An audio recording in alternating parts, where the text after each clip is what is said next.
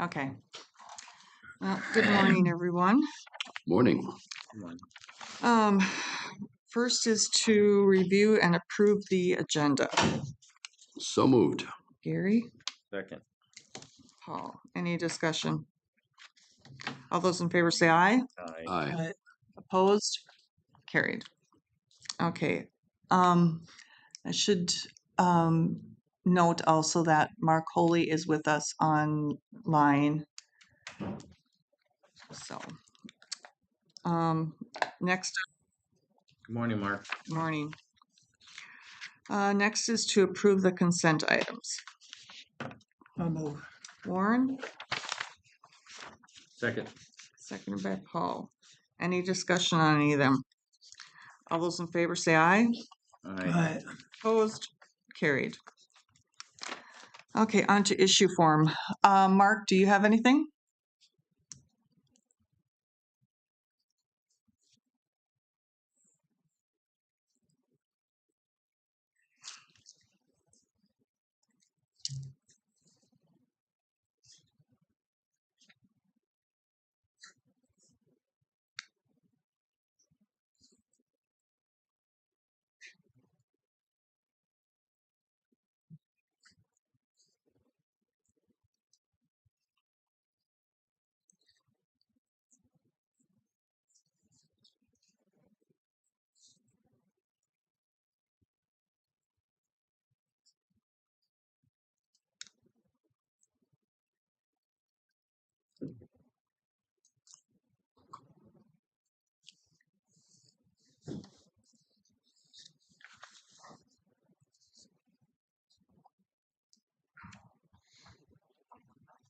Okay, thank you.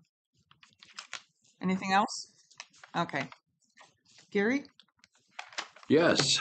Well, a busy week. Oxcart Days here in Crookston. A lot of events, and it certainly does a lot to bring community together. So, fun week there. I did serve on the advisory committee to select a city council member, 9-person committee. We did recommend Wendy Holt, and she was approved last night for city council. So they are pretty close to being full now, I believe. But they also received the resignation of their city administrator. So they'll be back on a search. Another one. Yes, for that. Warren and I we're at corrections. You'll have a lot of the statistics on that. But one thing that's helping our budget is the per diems from other counties. I think there were 76 individuals bringing in $186,000 from Becker, Ramsey, Renville, Washington, Ottertail, Nobles. So it's good that we have a place to service those. Internal audit during there looked very positive, and some rate changes. Warren will probably talk about those. Tri-Valley then also reviewed grant requests, and serving on the search committee there for the CEO, and we're looking at meeting on September 9th to select some individuals to come in for interviews, and those will be open too. And a lot of changes, legislative changes on Head Start reviewed. With Joan, with the extension, big report I think was on the county fair, and just some quick numbers. I kind of thought there were a lot of exhibits at the fair from the 4-H'ers. Looked like there were 530, which is pretty significant.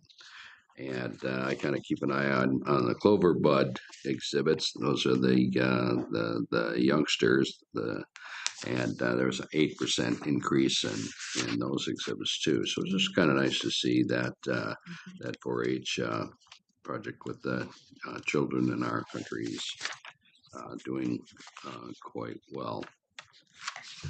We had the Laurel, that's a library meeting, and we did at least came up with a tentative agreement on the lease of $18 per square foot and a 1% increase each year. It's a 10-year lease. So we'll see how that goes. And that will be part of our budget review. Their increase that they're asking for is 8.6%. It's a little over a $28,000 increase.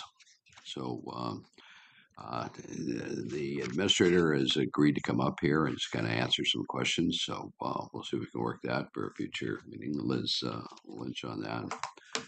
But basically, those cover the 4 local libraries in the county. Crookston pays their own Laurel fee, and East Grand Forks, I think, has their own library. So more on that. And at least they could, Liz will talk a little bit about the report, the request for the increase. And that's what I've got. That's what I've got. Finance committee. The what? Finance committee. Finance committee. Yeah, that was a long 2 days. I almost forgot that. Just kind of.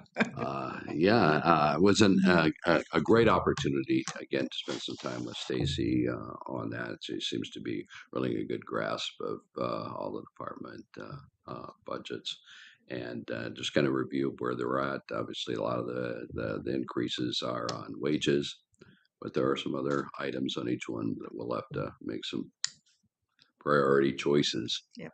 And all that relates to the levy, which we're going to have to at least to come up with A preliminary. not to exceed within probably about a month here. Mhm.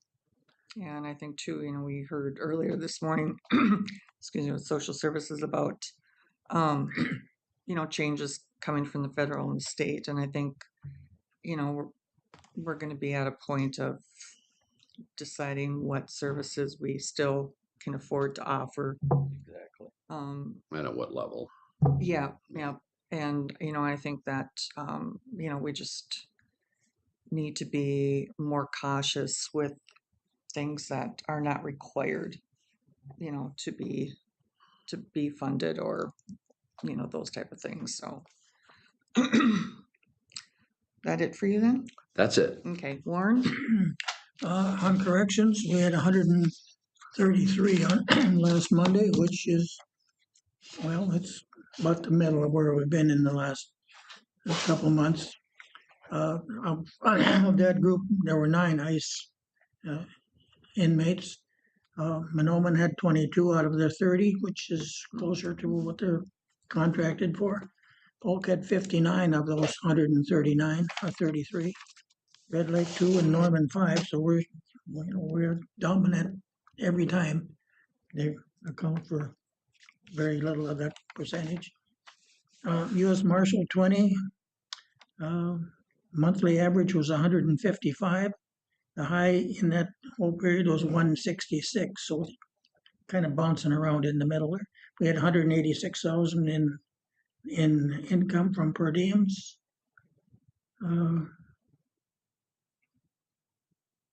Can't read that one.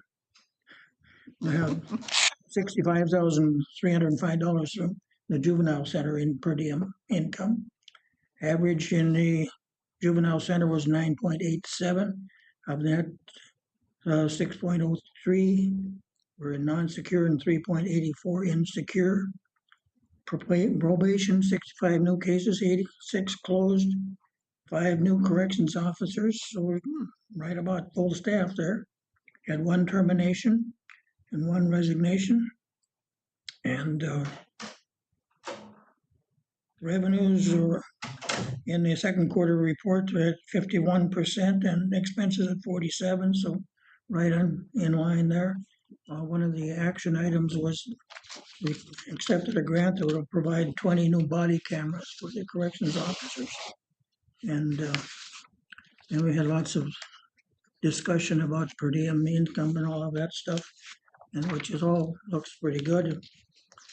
And then I had a note from the University of North Dakota inviting us to have a float in their homecoming parade. I don't know if there's any interest in that, but I didn't pass it on. It's up to the commissioners if you have a float you want to use. Go for it, Warren. I'm just bringing the information. We'll put that on our agenda. You've done your deed. Okay. And at MPO tomorrow, I would assume we'll probably be deciding between one of two applicants to become the executive director of that organization. One, Ben Ehreth, E-H-R-E-T-H, working for the city of Bismarck at this point.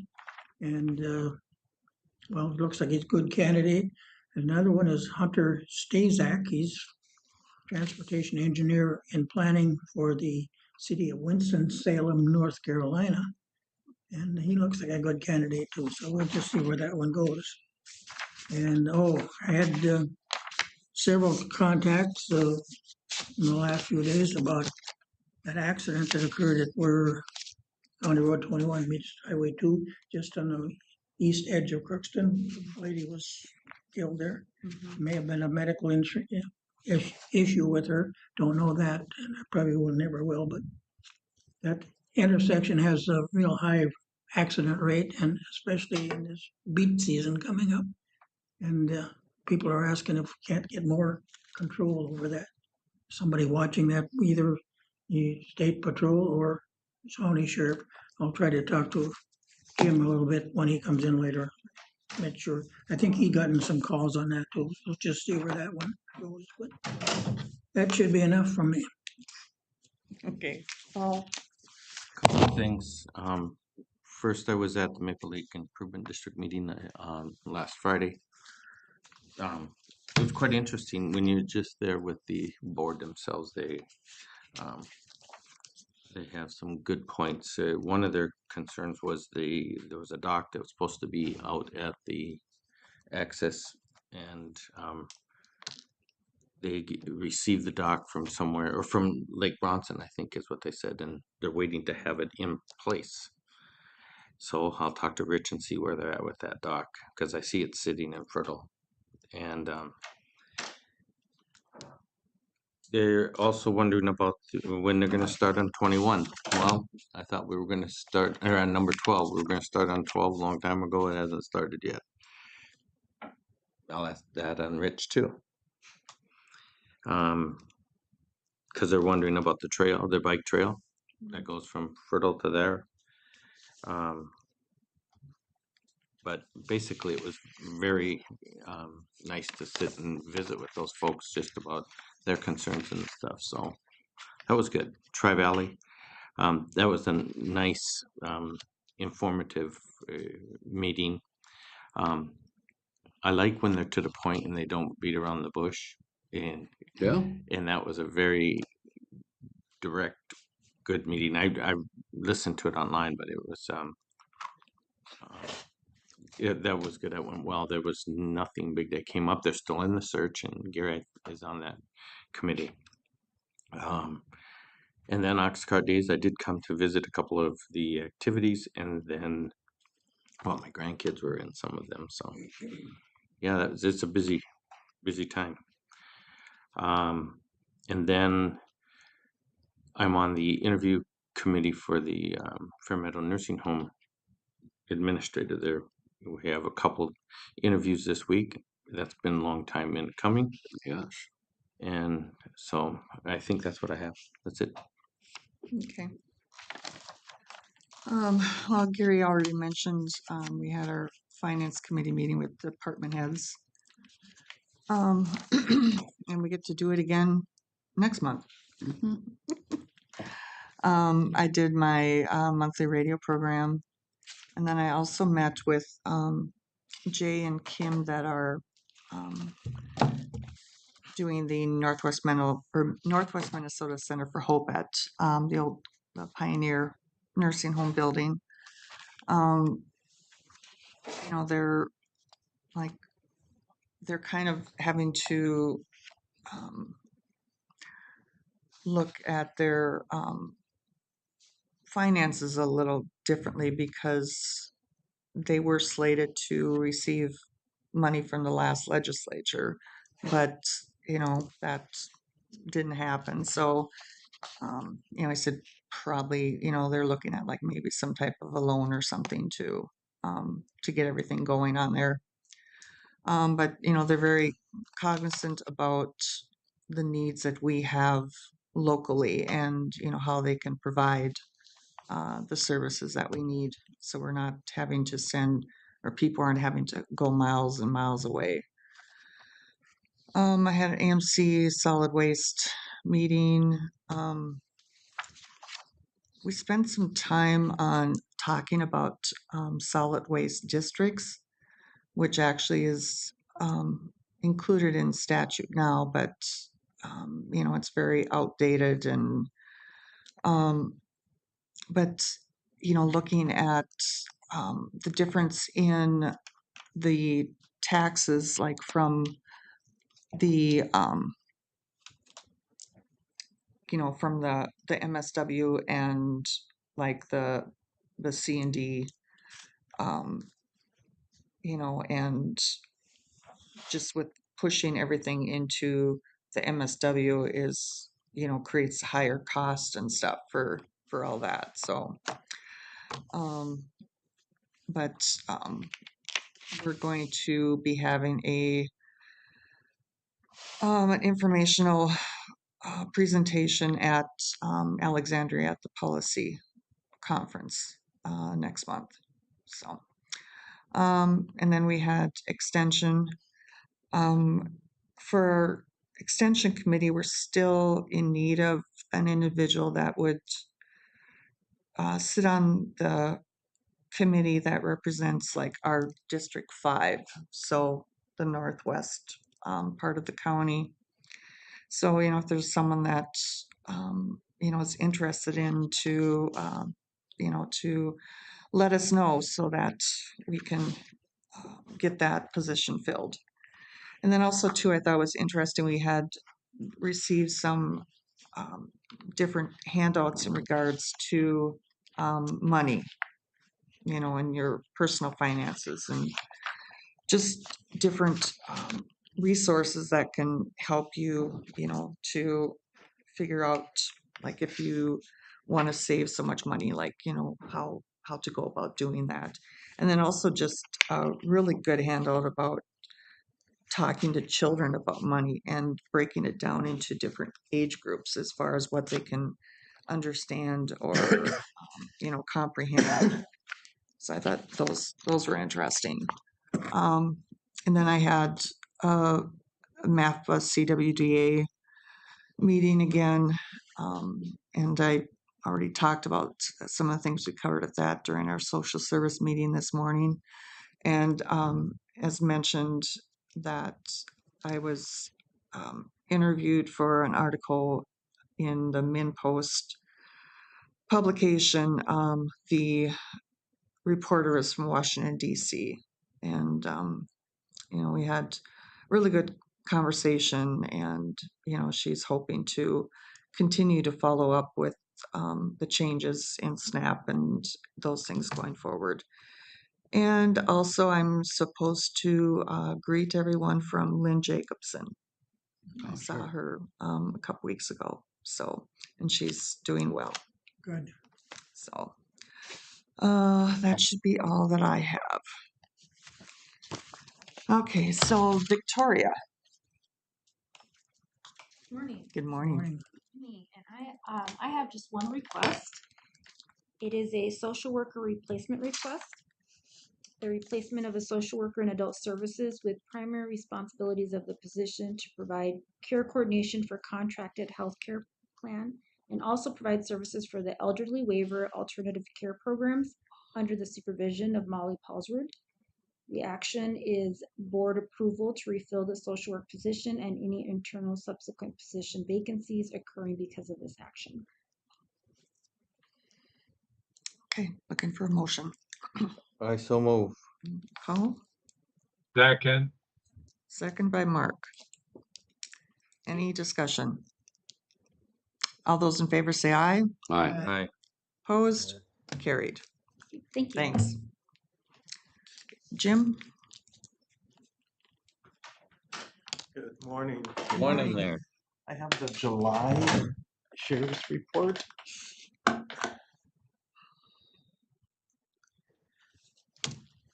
First, we have for our documented services for the month of July, we had a total of 86 came through the office. With paid services, 2,919.89, and no charge services of 2,122.88.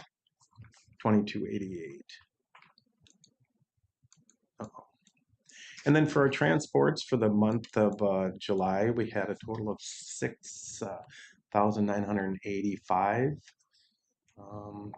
Mental health was up 559. In-state prison 2119. That's around average. And then we were up on out-of-state prison transports. Our county, other counties 506, and then our federal transports was at 916 for the month of July. So we had a total of hours, total of 198.75 hours of transport time with those transports.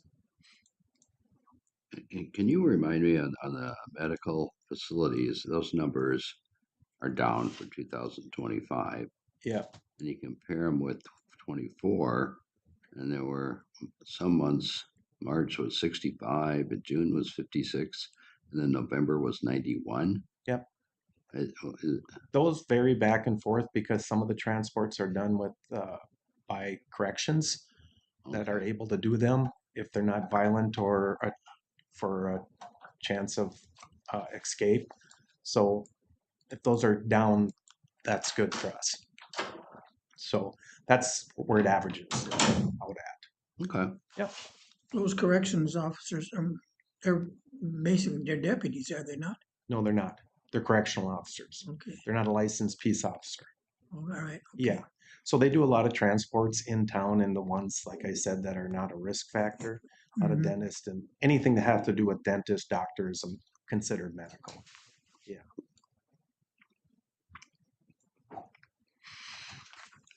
And then our calls for services was 2,667. 784 was our emergency calls, and 1,873 through our dispatch center for the month of July.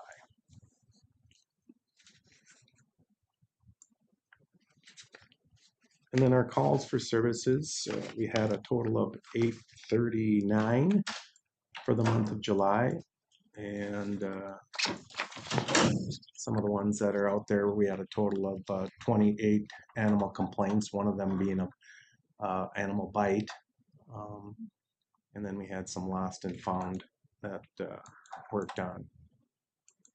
I don't know why that thing keeps on doing, but I keep on getting blue in there.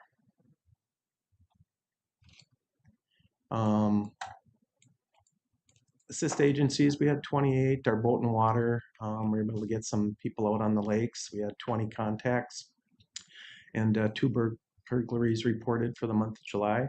Our careless driving was 9. And then our civil process of attempts was 179 through that.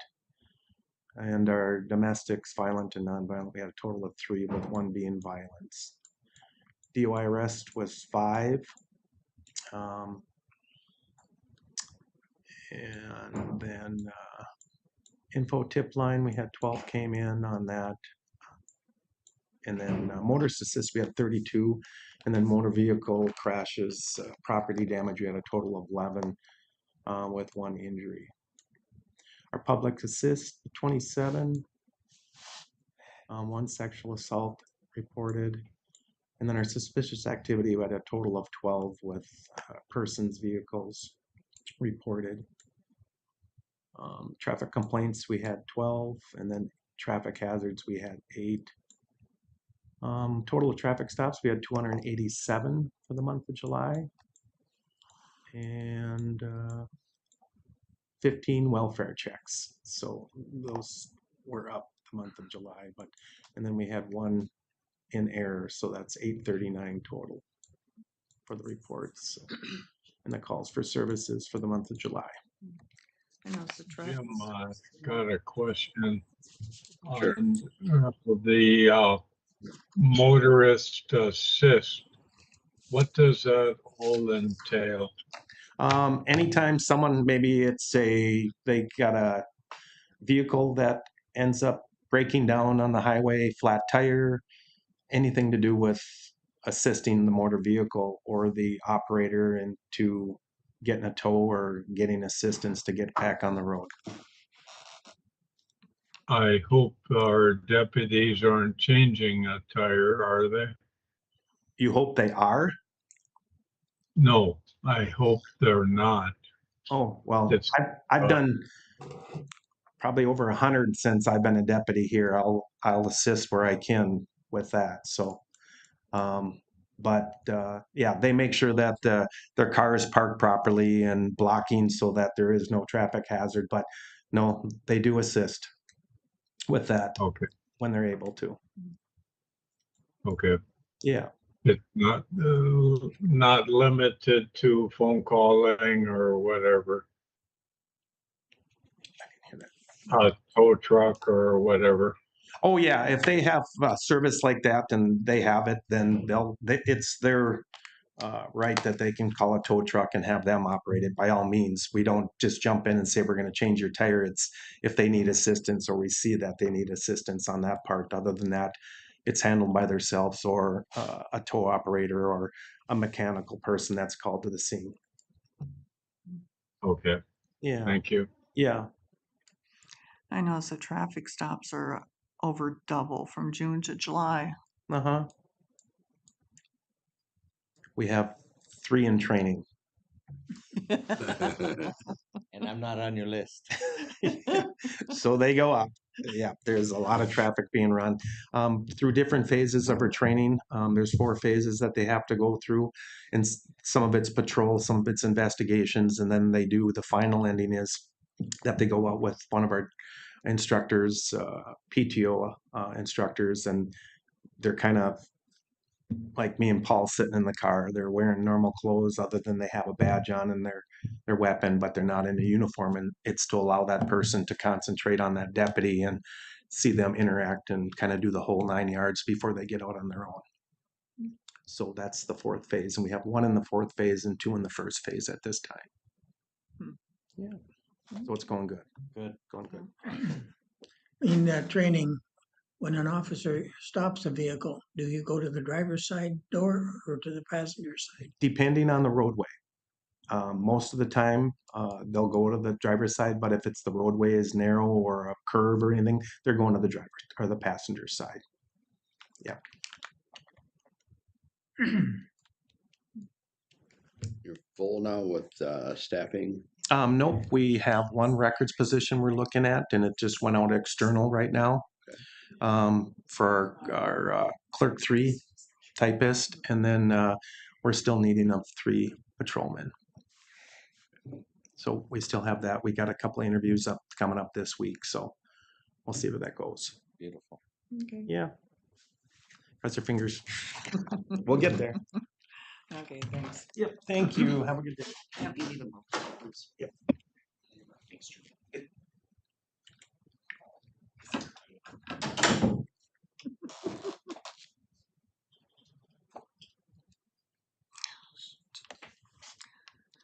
Jim, I met Patrol Officer Zaneda.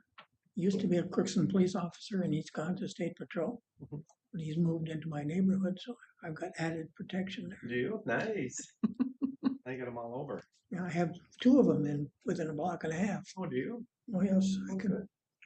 It's always good to have. Yes, it is. Have a good day. You too. Yep, see you later. Okay, Stephanie and Bonnie, why don't you come up, please? Do you want us to go one at a time? No. Cool. Doesn't matter. And it's- I'll just bring a chair. We're going to get another chair there for you. Thank you. Thank you very much. Good morning. Morning. So I'm Stephanie Anderson, and I'm the current president of the East Polk Heritage Center, and this is Bonnie Stewart, and she's the executive director. And we're here to talk to you today about we'd like to build a museum, and the museum has been in the works for quite a while. But the reason we need to build the museum is we have several pieces, artifacts that are kind of scattered everywhere. Like, for example, there's a from the 1800s, a drug wagon that's down in the Minnesota Historical Society, but we can't bring it back to Fosston or back to our East Polk area. Where did you say it was? In the Minnesota Historical Society, down Where's in that at? Minneapolis. In Minneapolis. Yeah. Okay.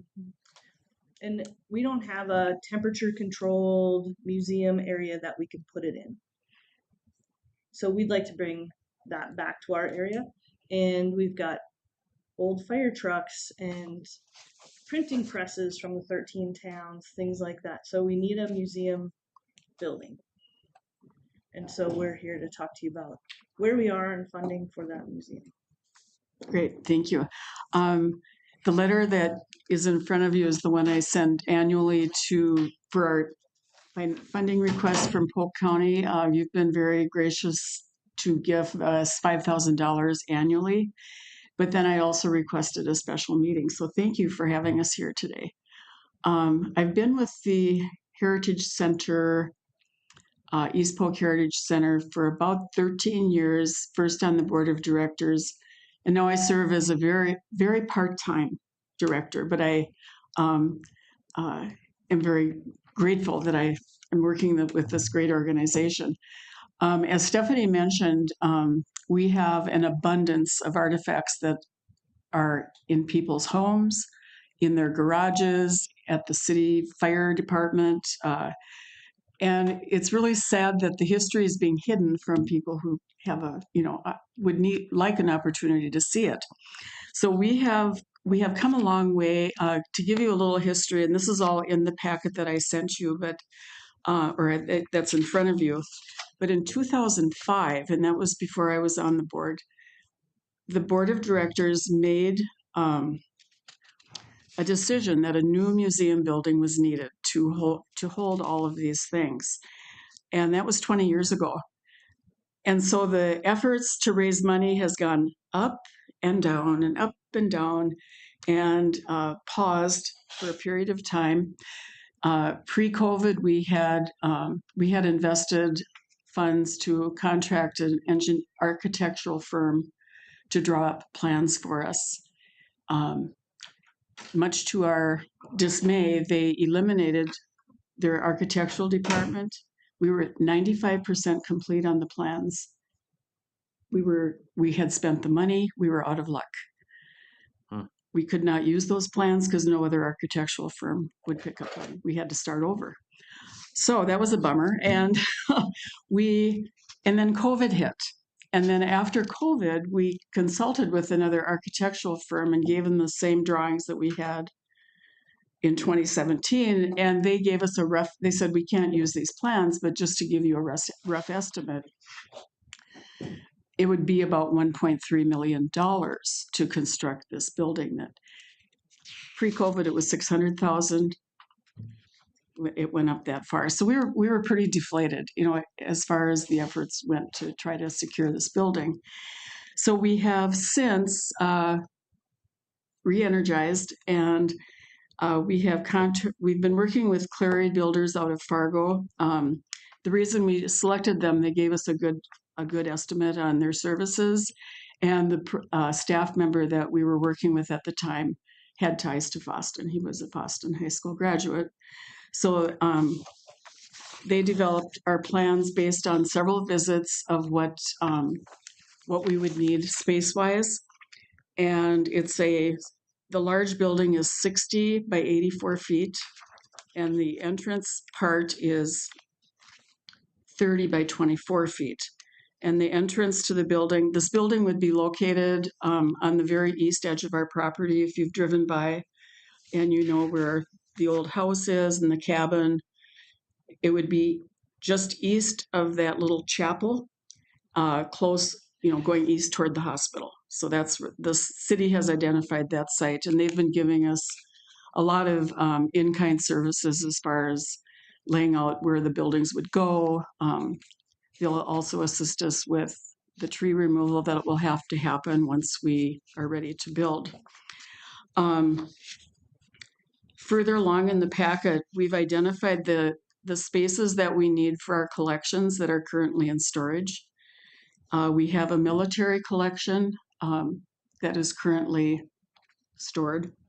That includes military uniforms, went from all wars going back to World War I.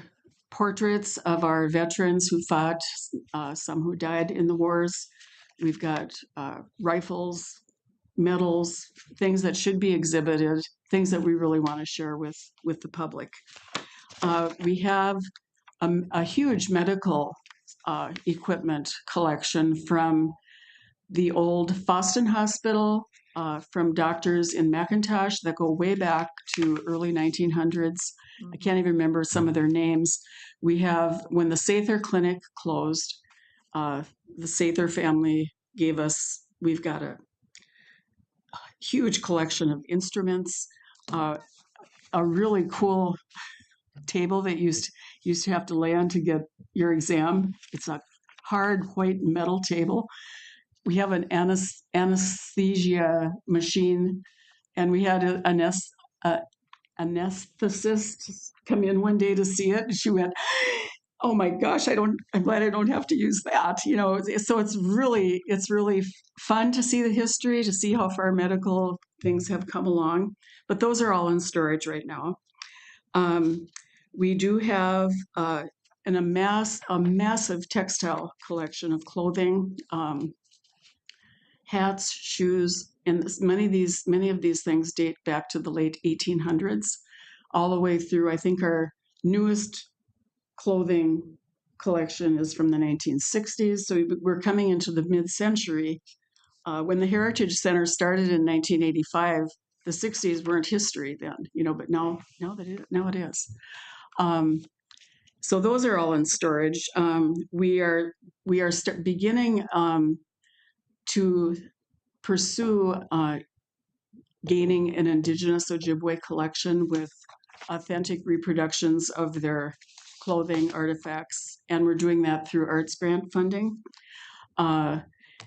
Speaking of grants, one thing that grants don't fund are buildings, and you are all aware of that. So we've been fortunate that we can get grants to support our programming, which in years have included giving history programming in the arts and crafts to children. We bring them into the historic buildings that we do have to show them what life was like back in the day. We do have right now a donor, an individual donor that is we're taking their old farmhouse from the 1900s. It's between Foston and Winger. And we're removing pieces of that house, and the family wants pieces of their house to be placed into a setting, into an exhibit. So they have made a significant donation toward the museum for that purpose. Toward the back in Appendix A, it describes the building a little bit more again. And then there is a floor plan that outlines how the building will be laid out, with the entrance building facing south toward Highway 2 and the building going north from there. Stephanie mentioned the vehicles that we have. We have a Model T. We have the potential to get a Model A from a possible donor. 2 fire trucks, 1930 and 1950, and the medical wagon that Stephanie mentioned that's currently at the Minnesota Historical Society. And again, they are willing to loan it to us for display in our museum once we get it built.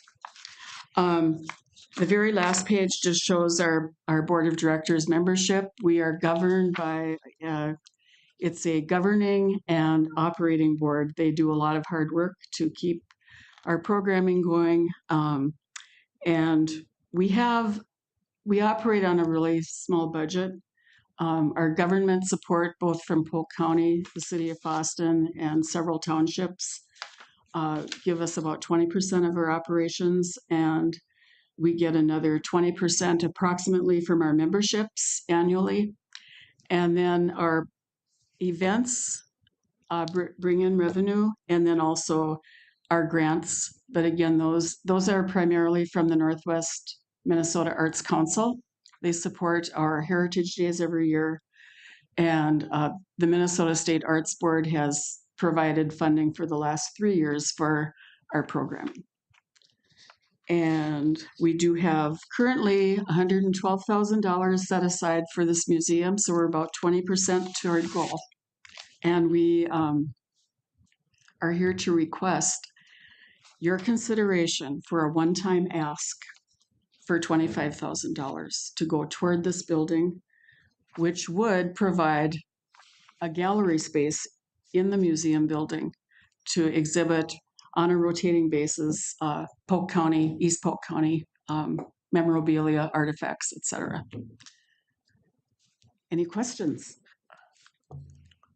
Is your plan that this would be a 12-month museum? We are open year round, but I have to, except for January and February, we aren't open. Okay. But we of course are open weekends during the summer, and then on Tuesdays we are open year round. So yes, it would be accessible year round. And the other exciting thing about this museum, the space as you go, the galleries are on each side. That middle space there would be exhibit cases there, but they would be movable. So we can have events there. We're going to build a kitchenette. We can have catered events, which there isn't a lot of room a lot of buildings over there that allow for that kind of, for a good event. So we hope to have that as a way to utilize the building also. And as we build our volunteer base, which is growing, of people who do want to volunteer and give their time, that will allow us to be open even more hours. It would be great if we could be open 2 to 3 days a week, but right now we have extended so we're at least open year round, 1 day a week. Polk County has another one here. I know. Yes. Yeah. An opportunity Yeah. to visit that. Oh, yeah, absolutely. And we have, back when this whole concept of East Polk came about, we had the opportunity to work closely with the Polk County Historical Society, and they were very helpful in guiding us and supporting the efforts that the founders at that time had for their vision to have something on the east end of the county. And I wish I could remember Lloyd Wold was the commissioner at the time, and he worked with the director, the president of the Historical Society, and they made a presentation to the commissioners and received a $10,000 allocation for the museum that included getting the house that's there right now was donated by a private party, and the $10,000 helped move that from downtown Boston to the location it's at right now. And we have we're a member of the Northwest, Historic Minnesota Northwest. So we have quarterly meetings with all the museums in Northwest Minnesota, and in fact, next week with Polk County, we rotate hosting those meetings. So we have good communications with other museums in the area.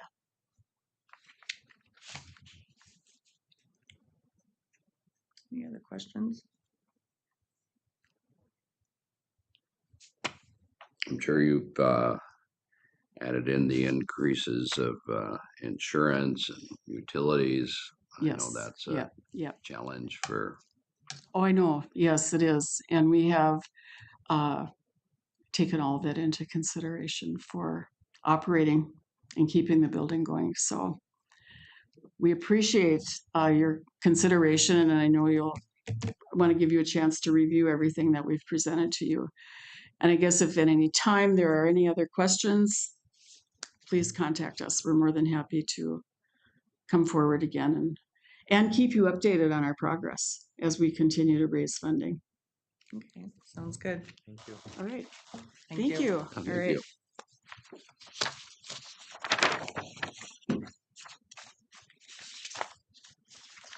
We went in a little ahead of schedule. Mhm. Curtis, do you have some folks I coming? do, I have two coming. Yeah. We want to take a quick break. We'll note that Mark has left the screen. I suspect he's coming back. Okay. Um, yeah, I suppose, yeah, because there really isn't anything we can move up much. So, yeah, let's take a break. Okay.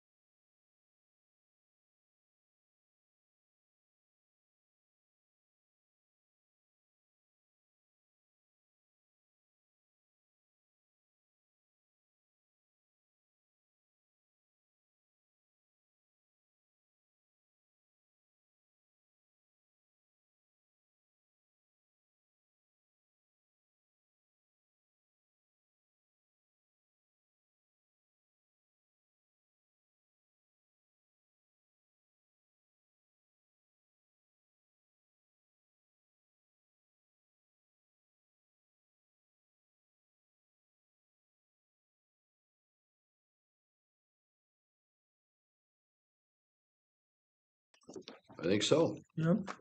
Okay, why don't you guys come join us? Do you want it wherever you want? I get the good chair. That's why you hurried up That's there, where I was right? like, where's slide? Ah. Well, thank you for having us today again. It's been a year already. I can't believe Mhm. it. So again, we're going to go through this packet and kind of give an update of what we've been doing for the past year. I'm Charity Brault. I'm the Executive Director of Northwest Minnesota Multi-County Housing and Redevelopment Authority. Would you mind? Thank you. And we are here today to do the update. And so I'm going to start. Along with me, I have Mark Finstead, and Mark has been our board chair for a couple years and been on our board since 2010. And Heather's been with us. She's our finance manager and since over 16 years now. So definitely couldn't do it without her. Lots going on. But thank you for the fantastic opportunity to be able to levy in Polk County. Gives lots of businesses, cities, counties, and individuals additional tax revenue for the region. Being able to do rehab and bringing places and business opportunities to the area. So we have been in business for over 50 years in Mentor, Minnesota. We also have a satellite office in East Grand Forks.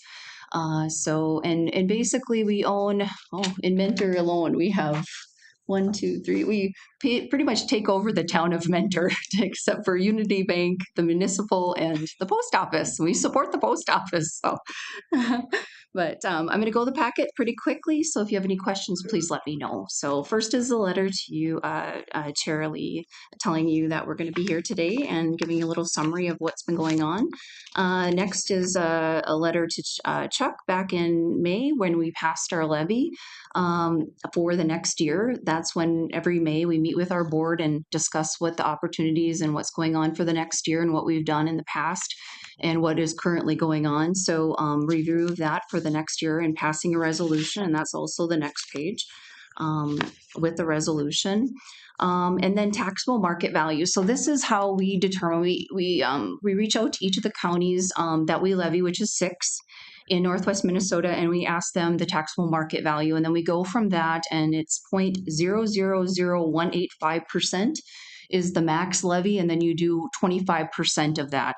We could do 100% of that, but like I said before, we don't want a war chest of money. We want to definitely use the money, and this definitely helps the county. And you can see with Polk County, that's $337,493.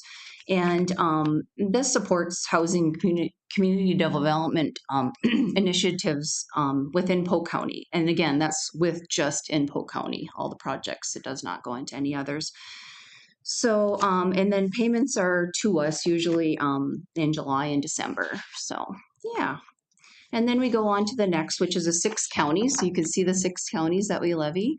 And this is, we use this to match various programs, small cities, down payment assistance, and other programs. So I'm going to let Heather go ahead and review this sheet. It's just the 2 different sections. The old section is the ones that we collected on, and then the second one is the new 10-year cycle that we've received some of the funds.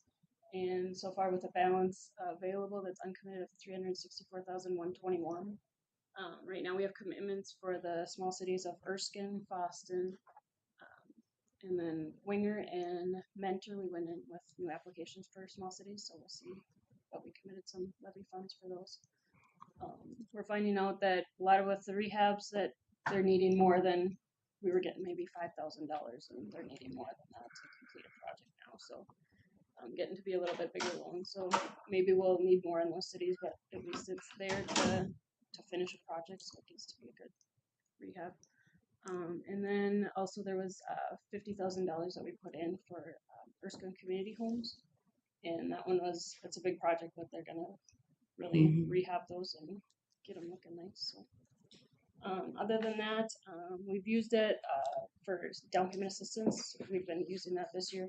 There's not enough funds in the down payment program, so we use the levy funds to get those done. And then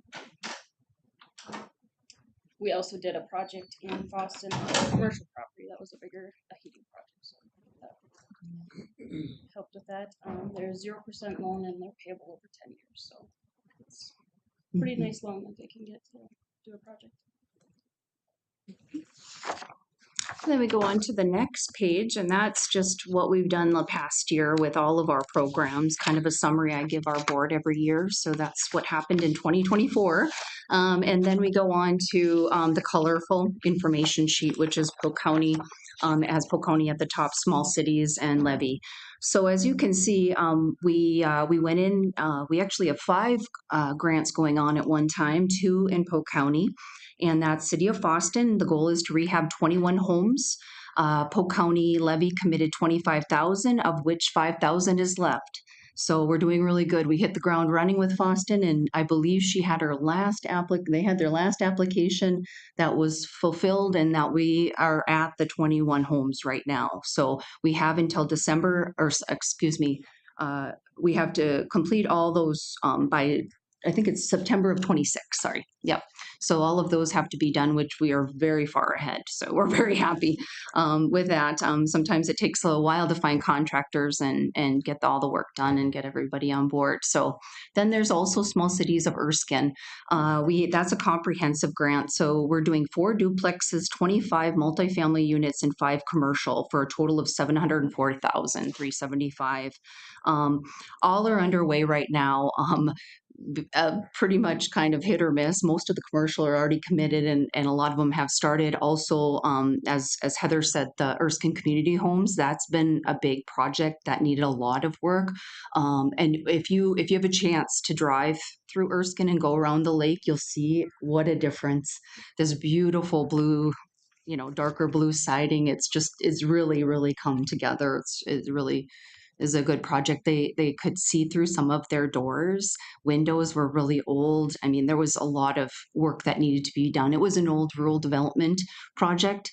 So it took us a lot to get to where we are. We did a loan with them to, please, let's move forward with this project. This really needs the help. So Is that what's called the Summerfield homes or not? Summerfield? Yeah. Yeah, we're looking at putting some in the Summerfield as well. But the Erskine community, I'm sorry, I didn't hear your question at first. Are So we doing?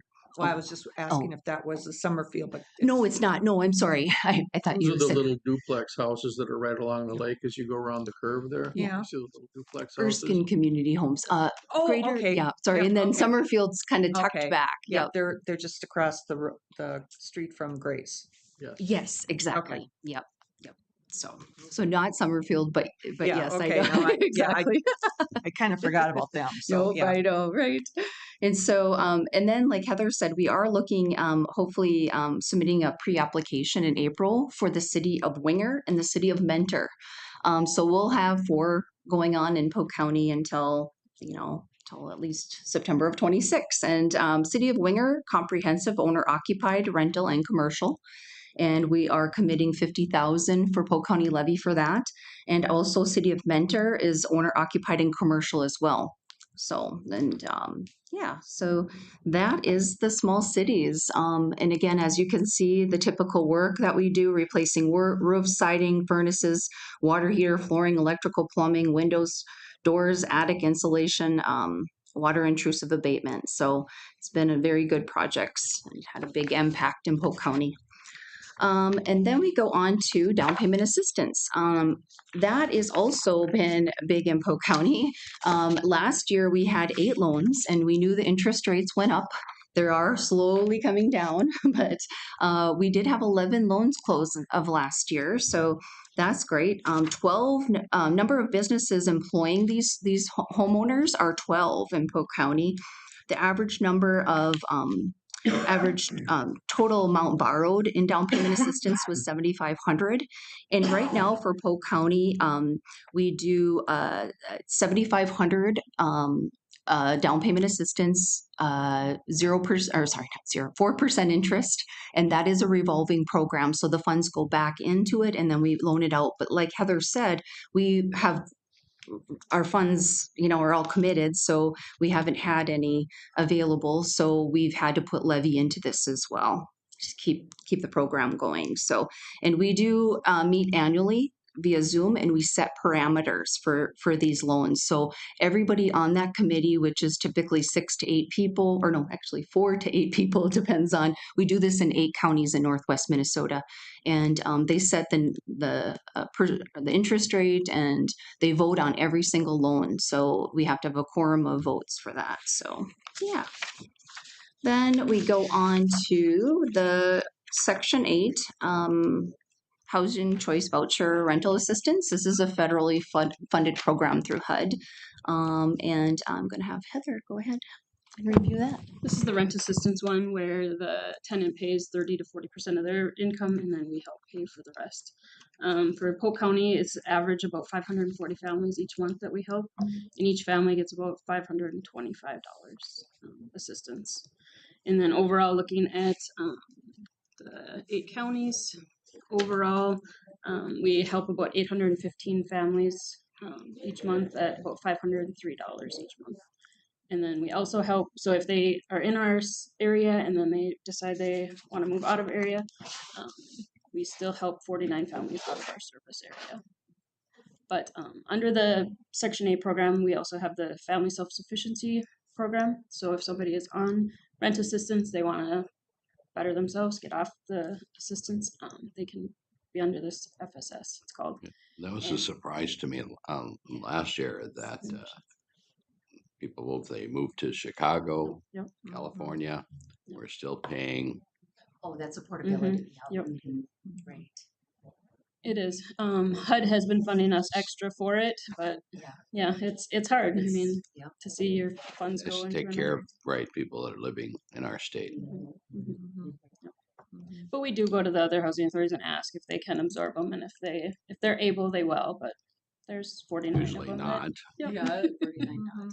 Yeah. All right. And The other program we have is the Bring It Home, and maybe we'll talk about that a little bit too. And that's a Minnesota State voucher program. We did get awarded for that, and we're working on the due diligence right now. So around 60 to 66 vouchers first, and they cannot port. They have to stay within the state of Minnesota. So.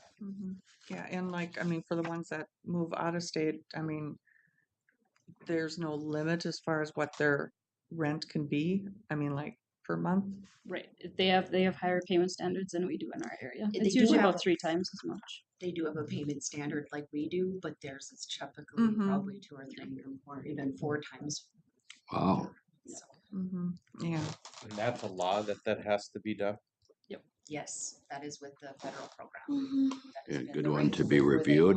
want after 1 year of living here. They have to live 1 year and be in good Right. standing, But and they have Still- to. Yep, exactly. But I don't know. If you have any other questions, I mean, Yeah. So yeah, that's basically it. I did put the income limits for our area, our whole 8 counties here as well to share with you. And then so any questions that you have or anything more you want to add or I just, being on the board as long as I have, appreciate your support, but just want to acknowledge how this relatively small amount of money that comes from the county really leverages these state and federal resources. And then to have the HRA in our county, serving a broader area. We're not just serving our county, but the region, and it really makes a difference. These small cities dollars in towns like Boston and Erskine, which were Mentor, Winger, it just makes a huge difference. So they just don't fade away. You're reinvesting in that housing stock, and a lot of the people that live there are, need the support. Otherwise, their houses just aren't going to get repaired. So it's a good program, and this gap financing that we get, or this slice of the pie through the levy, is so important. So we appreciate it. I got a comment if you can hear me. Yep. Go ahead, Mark. And I've spoken on this issue before. I currently, up in my district, which is Northwest Minnesota, I'm trying to work with 5 different parties who are all elderly, have paid their property tax and your assessment through their property tax. And they're finding themselves in the conundrum of having to sell their properties now because of a spouse needing long-term care and so forth and so on. And I just spoke this last week to a little lady I personally know that her third offer on her property has backed out because of flood insurance requirements. They agreed on a price, and because of a line on a map, they can't qualify for flood insurance.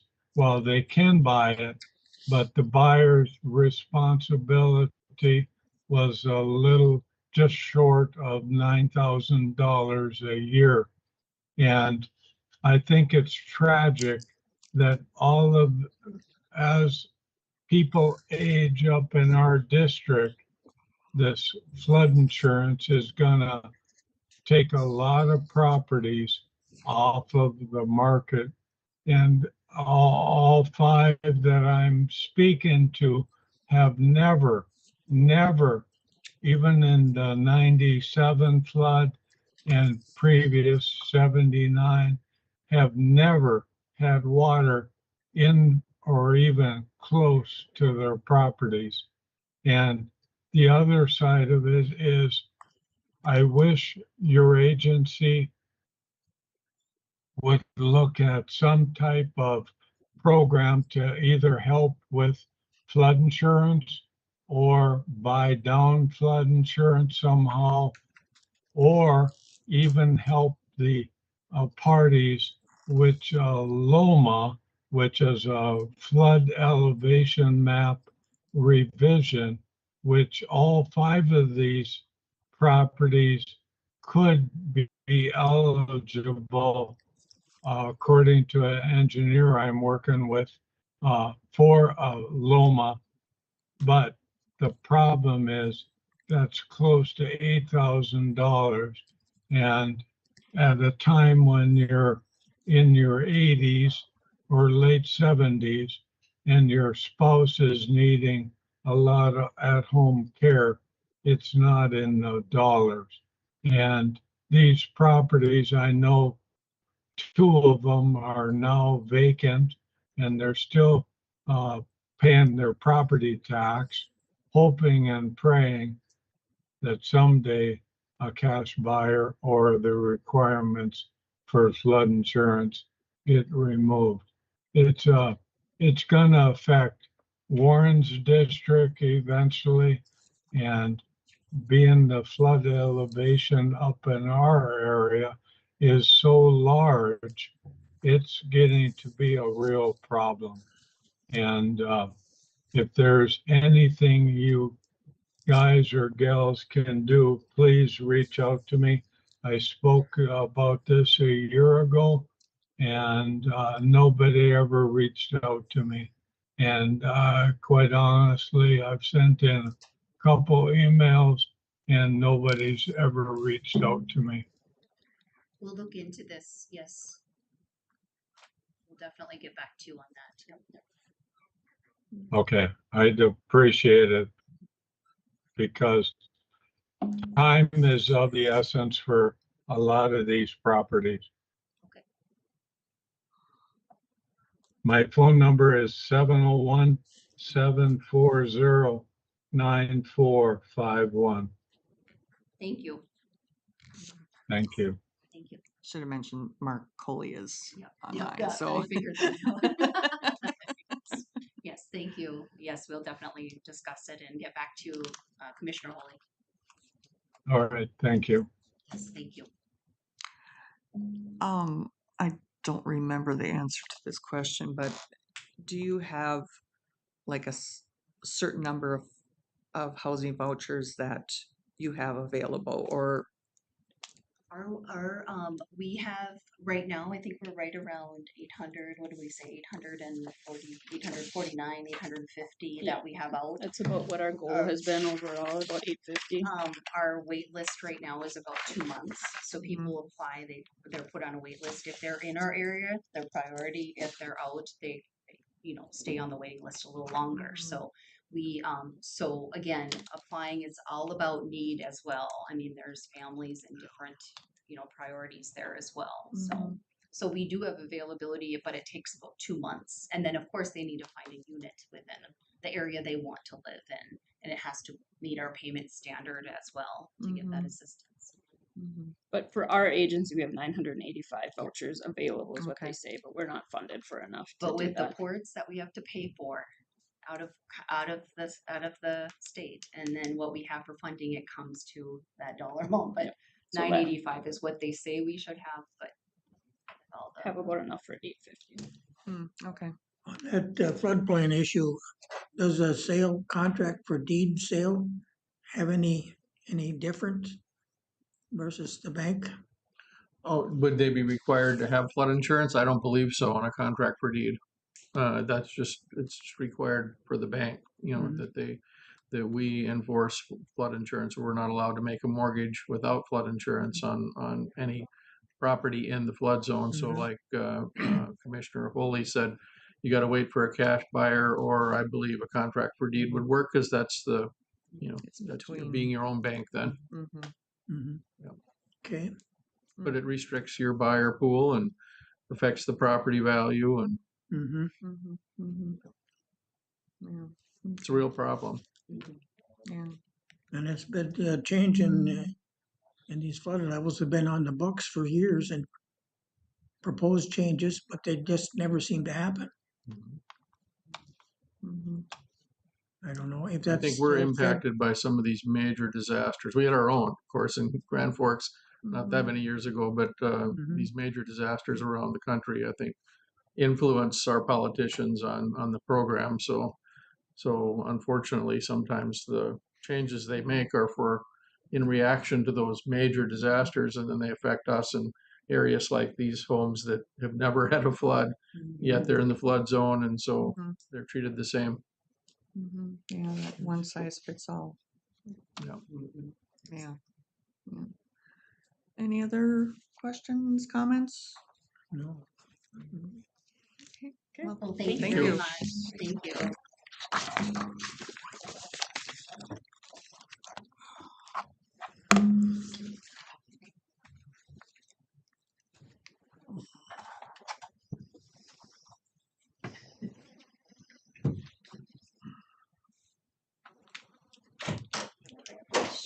Sure.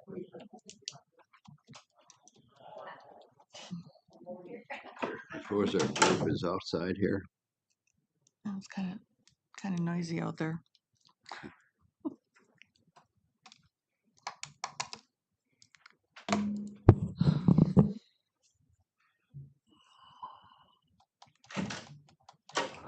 Ready for us, Chuck? Oh, you got it. Morning. Morning. Morning, Sam. Morning. Gary. Morning. Joe. Hi, Joe. Hi. Paul, right? Right Paul, on. yes. Hi. And Let's we see, have, let's see. Steve, and Jerry, maybe, we'll grab them. I grab them, sure.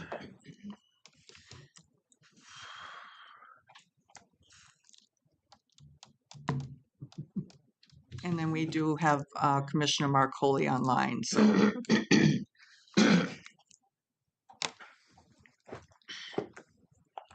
Well, I know your time is limited. I'm Steve Hanna. I'm the treasurer at the Historical Society. Jerry Wenzel, president.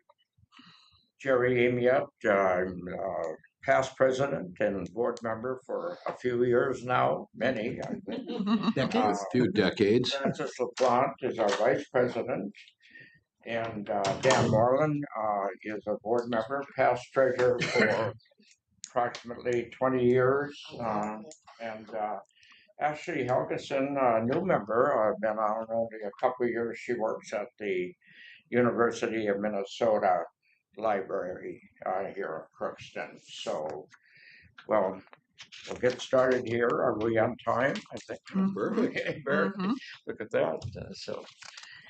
Well, good morning. Pleased to have some time on your agenda today. And late, sometimes we come in late July, but this year we weren't quite ready to do that. And basically, the materials have all been sent out to you. And this morning, we're going to make our official request for an appropriation for the coming year. And it will start with that, the letter there that after considerable discussion at our meeting on August 7th, we decided that in order to keep up with our ongoing operating costs, that 15,000 would be appropriate. Now it's been 10,000 the last couple of years, but some of the figures will probably show that there's a need to get a little more than 10,000, like 15 as we're suggesting. We just got yesterday our MCIT notice. Maybe you've got one too, Chuck. I don't know, but ours, the insurance appears to be about the same level as last year. I don't know if you've looked at yours. So yeah. Anyway, about 7,800 and some. And just to reiterate, and then I'll move it on to the financial part, which Steve, our treasurer, will report on. Our society operates without salaried employees, and we're one of a few that don't have actually salaried employees in the area, but we can't afford that with the 12 buildings and our grounds we maintain, our 1907 Carnegie building as it states in there and the caboose. And being this is the county seat, this is a tourist attraction. And we are open 6 days a week, noon to 4. We're closed on Mondays from Memorial Day till the Sunday after Labor Day is when we have our season-ending event. So, but anyway, the rest of the letter from our president, Jerry, here indicates what we'll be presenting to you, and we'll move on to that at this time. And we'll call on Steve maybe at this time to talk about what the June balance sheet, and we did it at the mid-year point, half the year, and that the next one, budget to actual, will also be based on the numbers for the month the month ending in June, our midway point in our fiscal year. So with that, Steve has been treasurer now maybe 3 years, and you're in your third year, and he's done a good job with spreadsheets and kept us well informed. And I should have mentioned too, Dan and I serve on the finance committee, and that's basically why my name is on the agenda. Usually we would put Jerry's name as president, but anyway. So with that, Steve, you'll maybe cover the highlights of the report. Sure. On our June balance sheet, there's just a few numbers that are, I think, important. You know, we have a $65,000 endowment, and that's money we can't spend directly, but we have that invested between, right now, the CDs are yielding well, and we've got a mutual fund that we're invested in, which has, we pulled some money out of that too. And so that is operating income that we get from those investments in that endowment. Then we have our dedicated funds, and right now we have 3, or actually 4, for 3 different buildings. The big one is the Carnegie, which we've gotten large donations for use in improving the Carnegie. So to pull money out of that to use for other expenses is both not financially ethical, and it's not ethical to the people that donated and said, I want that money spent on this project. And so we do separate out restricted funds and unrestricted funds. And it's the unrestricted funds that we use to pay our operating expenses, such as utilities and some general maintenance and things like that. So that is the number that we're trying to keep in the plus. And as of June, it's at 6288. But part of that 6288 was a $4,800 estate donation to us that didn't have any stipulations on what it be used for. But normally, when we get a larger donation like that, we would apply it as we saw fit to one of our dedicated funds. But because we were running low on the unrestricted funds, we put it in there. And we'd like to take that money back and put it back into, for example, with the church out there, it's got rotten siding and we have a bid to replace that. Our fund isn't quite there. Last year on the log house there, we moved it from a sinking foundation out closer to the highway where it's very visible and got it up off the ground, and so water isn't running inside of it. And we were able to raise about $7,000 through a fundraising effort and very nice donations, $500,000 donations from our patrons. So that was, very good. It's not always easy to raise that kind of money. It depends on how much people. We didn't have much success at all for the church for some reason. But anyway, the number that I'm showing there is the unrestricted funds 6288. I think can kind of be explained more if we go back to the last page that was sent. That's a consolidated, just to make numbers easier, the consolidated report as of the end of last year.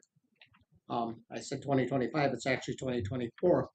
But it shows where our revenue comes from for our non-dedicated. In other words, money we can spend for operating expenses and where those expenses go. And as you can see, it came pretty close there, just about a $620 deficit out of the operating funds. But also the dedicated funds, the three that we have there, plus our Pioneer Day, which generally we've been pretty close to even on. This last year, it lost a little bit of money. That little bit of money that we lose also comes out of our undedicated funds. And this year we're going to have different entertainment. And entertainment varies by entertainer as far as what they charge. And so, but it's been a successful day for us every year. But the thing is that we are basically, if we take $5,000 or $4,800 out of that 6288 undedicated funds, we're running very, very close. And I've got to say that this is about the stingiest board I've ever been on. These people are frugal. And our board members also contribute both time and volunteer effort and monetary things. At one board meeting for one of our dedicated funds, we were $180 short. The board members reached into their pocket and came up with $180. And that shows, there's people will bring things that the museum needs that we didn't vote on. They say, oh, I bought this, and, donating it to the museum. And so you got to realize that we're not a big for-profit organization. We're so nonprofit, we have no profit. And so I think it's just important, if we look historically at the historical society out there, all the buildings and structures out there, those 3 pole sheds and everything, were all built in the 1980s with much higher appropriation from the county in those days than we're getting now. And if we inflation adjusted that, we'd be getting about $150,000 a year. Now, I don't expect the county to come up with that, but I think another 5,000, as we were getting before, would really ease my job of keeping that. I'm the devil's advocate when it comes to spending money out of unrestricted funds for projects. As you can see, the church, I'm just the one that warns it, that runs our unrestricted funds to nothing. So that's kind of my 2 cents worth, I guess. And we sure appreciate everything that the county did when they took over management and maintenance of the main museum building, and I know you spent considerable money on that, and that we have touted that and thanked you on our Facebook page, which I manage, and all those were repairs and maintenance on that building that we didn't have money for. And so that has helped us tremendously, plus a reduction in our insurance cost. But basically, the $10,000 we get is used up to 80 to 90% on paying insurance. Yeah. And Paying what? on paying our insurance. Is your insurance beyond the MCIT? Yeah. We've assumed the insurance as Jerry said. Well, it sounds though that we're Yeah, 'cause assuming that. we're paying You're assuming that. that on the main museum building. We Mhm. still pay on the rest of the grounds, which of course is half owned by the county. So The other buildings. the other buildings, Sure. yeah, the other Yeah. buildings are insured. And that figure, well, like I was mentioning to Chuck here and to the board, we just got the bill yesterday, and I see it's very similar to what shows on the next report. If we could go to the budget actual, there you go. Go down into the expense area under insurance of $7,884, and the main museum is the responsibility of the county, and so How much is that? that is not that when the county took over the insurance for that, that figure came down from roughly 10,000 to 300. So we have had quite a savings. I think it's about 2,500 or so a year. Yeah. For the museum For the main itself that the building, county is but, picking up. And I think, but So, and I mean, that helped us a lot there, but basically, when we get our county appropriation, well, we spend most of it right directly back on insurance, and the rest of it we have to raise. And so, our memberships are holding steady.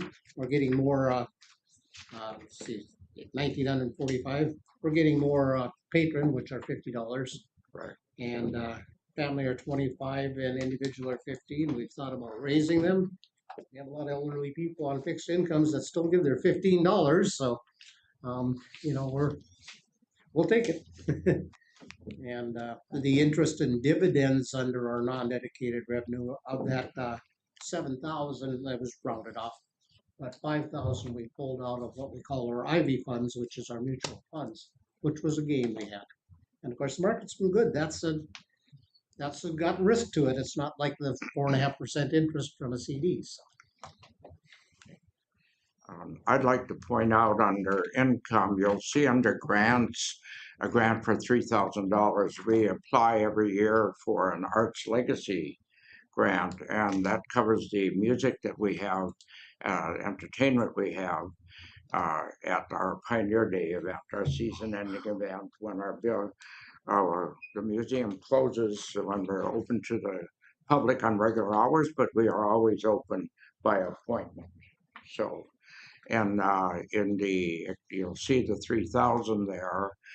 Down below under entertainment and bands, of course, that expense has not been incurred and won't be until the Sunday after Labor Day. So, but basically, if you add that expense in there, our expenses on that budget to actual would actually be slightly higher. If you add that in, and I refer to the Haslow Church also.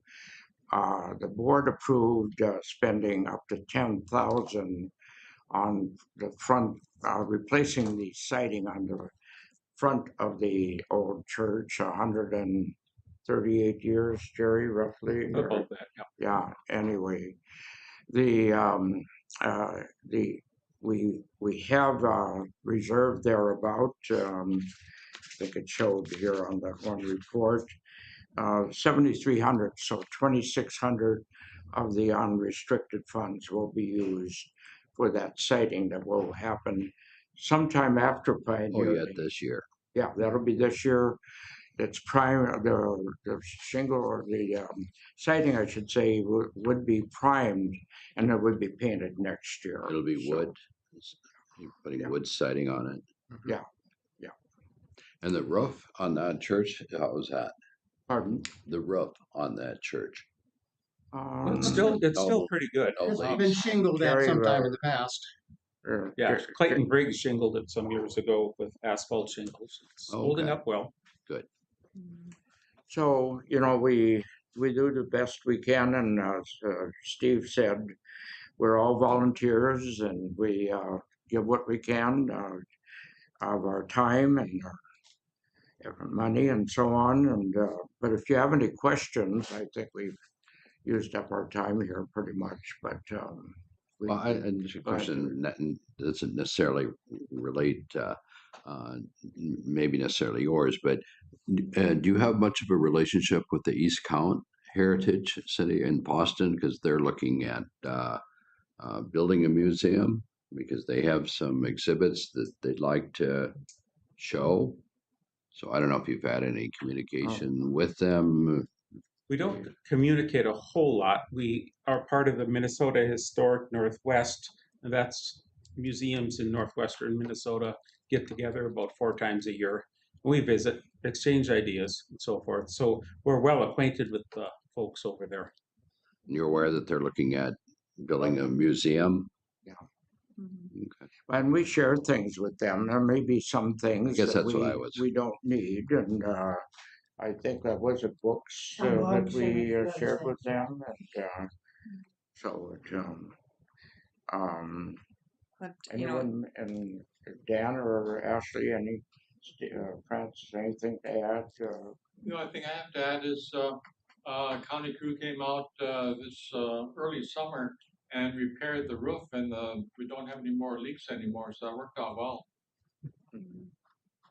but you know, you were talking about your, you know, memberships and that you don't want to increase them because of, you know, fixed income.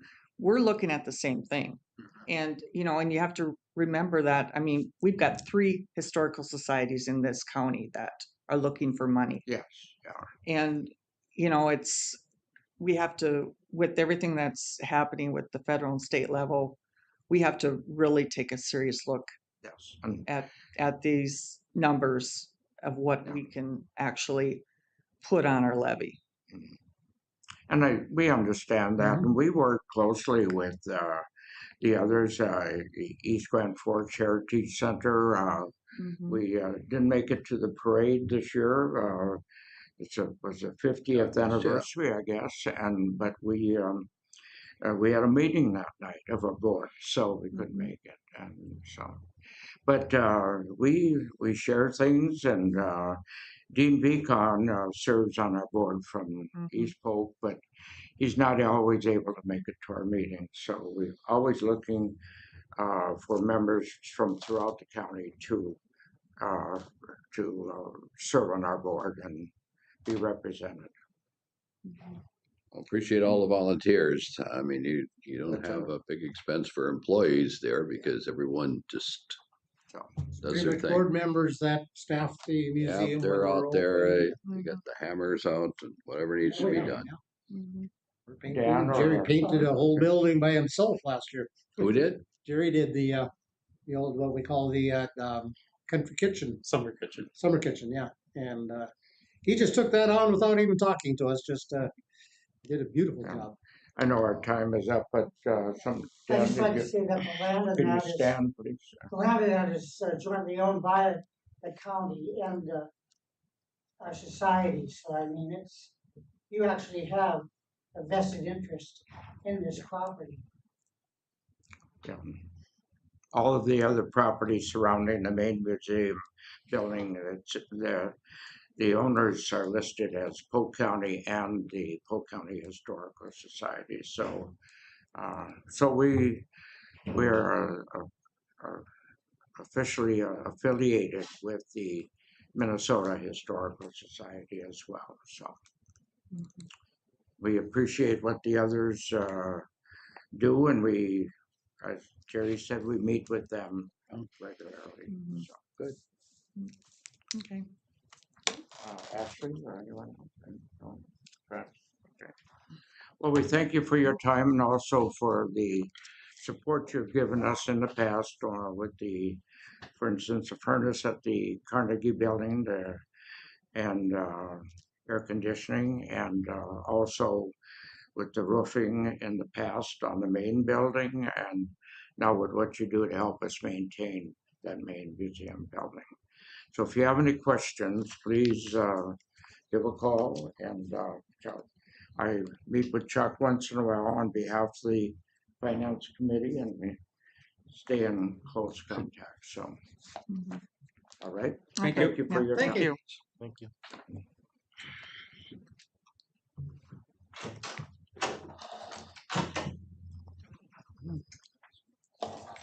Somebody else wants to share, I guess. Have a good day. Thank you. Chair Joan, Yep, I'm gonna have to leave in a few minutes. okay. See you later, Mark. Take care. Yep. Thank you. Okay. Oh, Sarah and Molly. I think this is a bad combination. It's an excellent. You don't have to combination. take your time. It's an excellent combination. Okay, so the first item on the agenda is on behalf of Polk County Social Services and Polk County Public Health, and our recommendation to end a contractual relationship that we have with UCare.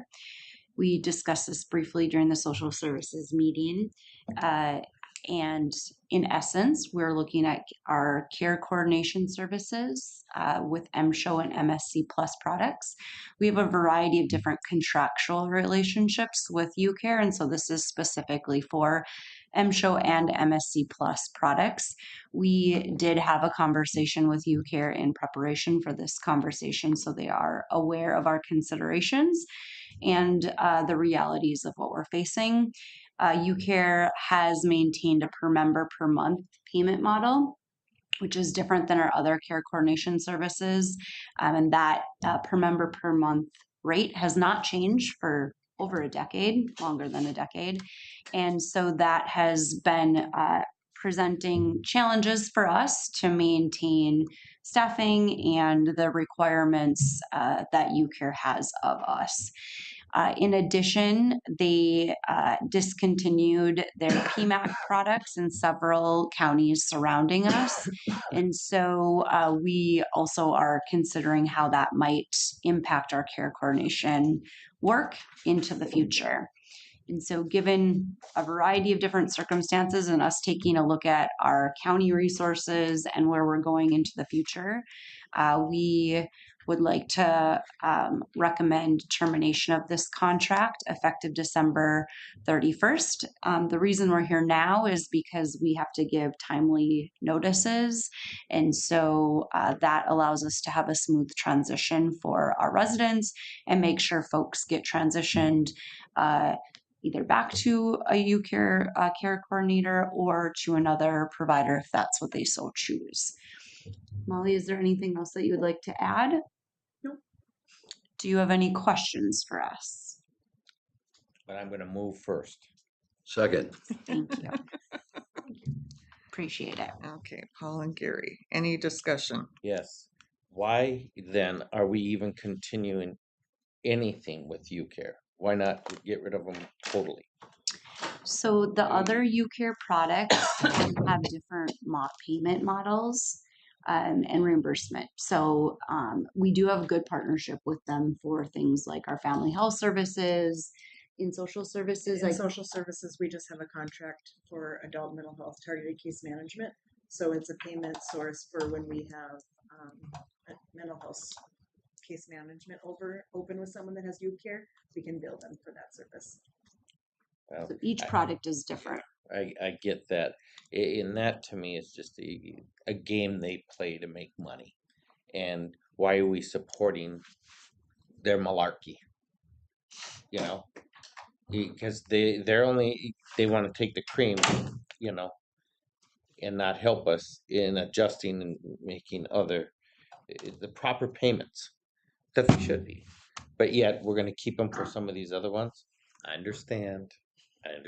I'm just commenting. Mm-hmm. UCare has been a good partner. I can only speak for the public health programs, but in terms of our family health program, they have been a good partner and have been able to equip our teen moms or young families with the resources that they need. So I felt really good about that over time. This is just one that's falling behind. Okay. I'm okay. Yeah. I'm just commenting. No, that, you know, absolutely. why do we reward somebody for taking us to the bank on something else? It's just the way I look at things, I guess. Any other comments, questions? Okay, so all those in favor, say aye. Aye. Opposed? Carried. Thank you. Thanks for joining Sorry, me. I prolonged that. It's all good. No problem. No, No good problem. question. Yeah. Yeah, good question. What's wrong with that? Thanks, Molly. The second item that I'm bringing is a contract with DHS, the Department of Human Services, for our RPC role, which is the Regional Prevention Coordinator role. So this is a contract that's on a 5-year cycle. We have had this contract for upwards of 19 years, 18, 19 years. And so we are in a new grant cycle. And so we provide this service for Region 1, which is a plethora of counties that you can see in front of you. So I don't need to read those all to you. We have maintained the same individual to serve as a regional prevention coordinator. That's Melissa Peralt, if you know her.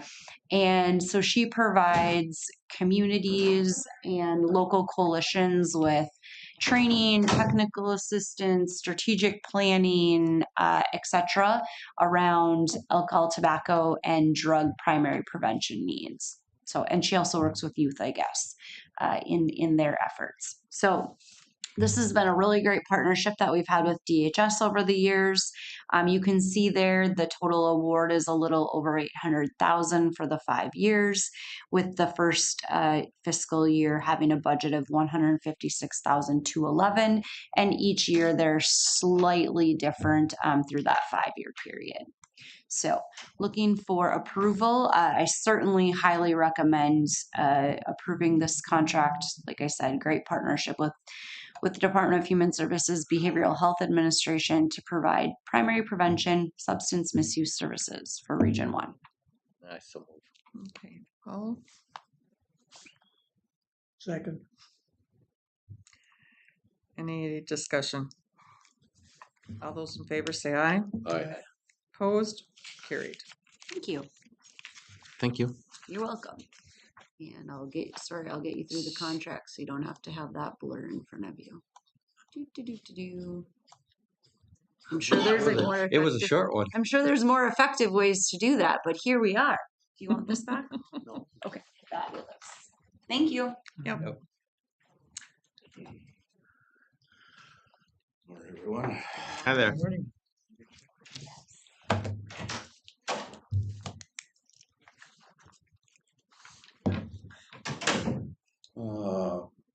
Assuming everybody got a copy of the proposal from WSM. Mm-hmm. Yep, it's in the packet.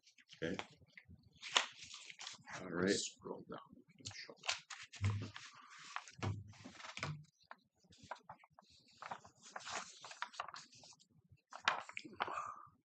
Okay, we're looking at upgrading our water heaters at the jail. They've been giving us a lot of problems over the years, and we maintained them, and they're expensive to maintain and replace. So we're looking at a replacement of going to heating our water with a main boiler and using a plate system to take heat off the boilers to heat our domestic water. So in order to get started on this project, we got to, of course, deal with the engineering and architectural and whatnot, and that's the proposal they gave us, $34,500 for the preliminary work before we can move forward with the actual project. Does that include the heaters or any of the? That is just administrative, engineering, electrical, mechanical. Well, then you'll take it a out bigger for bid. number. Excuse For me? bid. Then you'll take it out for bid, right? For the actual Well, product. I think that's the way it typically works. Is it comes out of the. Well, no, it doesn't. No, we How pay this how up are you front. doing this? I believe we pay this up front. to Yeah, get I it understand started. that. They will work with us, or they should be working with us on that. It's a design of the Right. system Mhm. to determine the legal way to proceed on bids or quotes. Yep.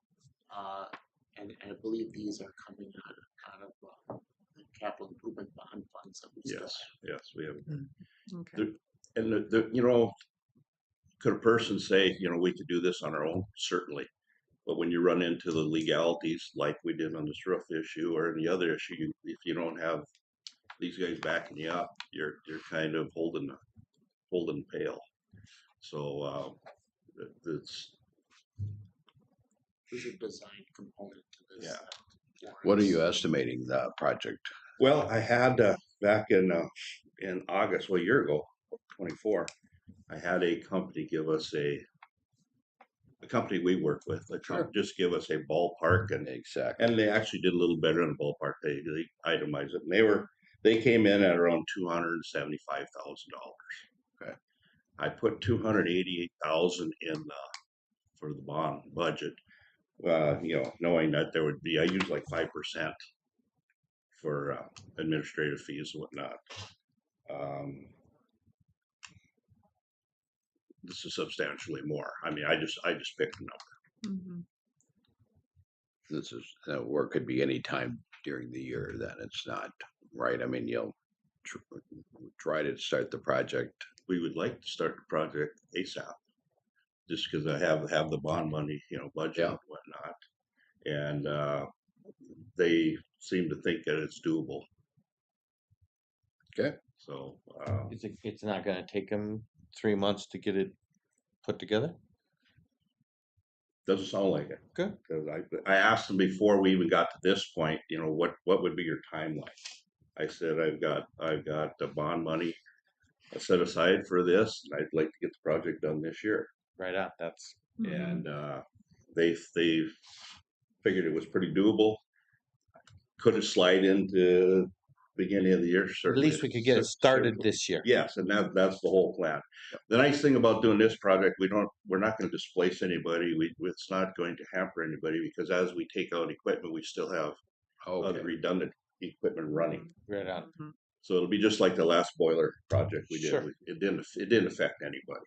You know, a little bit of noise outside and distraction, but heating system, hot water, domestic system, that'll all just stay up and running. Yeah, it ain't cheap, but Do we have a motion on the No, floor? we do not. I would move to approve that. Second. Okay. Any more discussion? All those in favor say aye. Aye. Opposed? Carried. Thank you. Yep. You're welcome.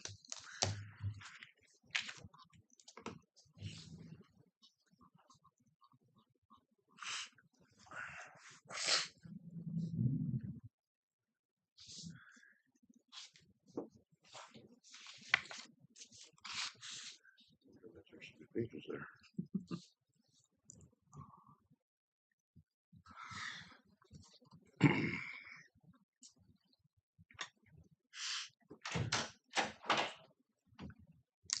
Morning, everybody. Morning. How's everybody doing? Good. Good. Okay, so today we're just bringing to you an extension proposal for audit services for the 2025 audit for next year.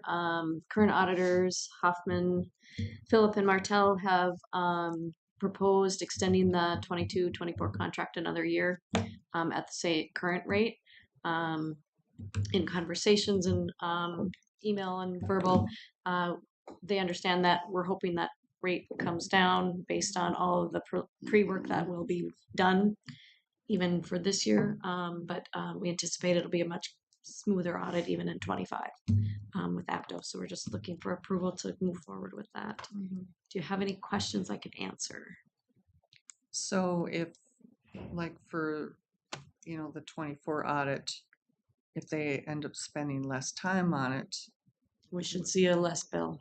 Okay, good. Yeah, we're hoping. Yeah, and I believe that's been conveyed in my conversations with Annette and with Colleen as well. We're hoping that even this year is less work, and then next year we should see a definite decrease in the amount of work that they're doing on our behalf, because a lot of it'll be cleaned up and a lot of it'll be kept up, right, maintained. So I will move.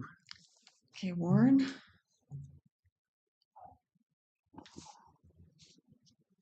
Second. We have enough trouble getting auditors, so we don't want to play games with this one. Yes, now would not be that time. Yeah. Okay. Any other discussion? All those in favor say aye. Aye. Opposed? Carried. Thank you. Yep, thank you.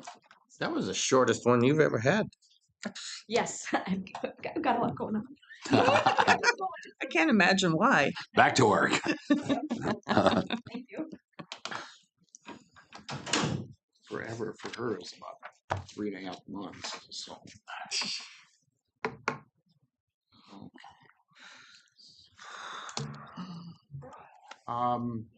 Just an update on the budget, as Gary and John both mentioned, we had the administrators meeting with department heads. Couple of things that came up that look into a little bit more, some building issue and for the sheriff. There are no staff changes of any kind to report. The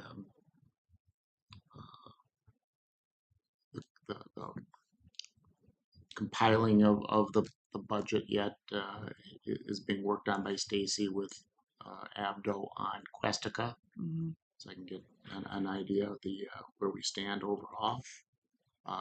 We're about where we usually are at this time in terms of working through the budget. We went through some of the preliminary options last meeting. I think we'll have more discussion about that in September as you go through the department budgets again.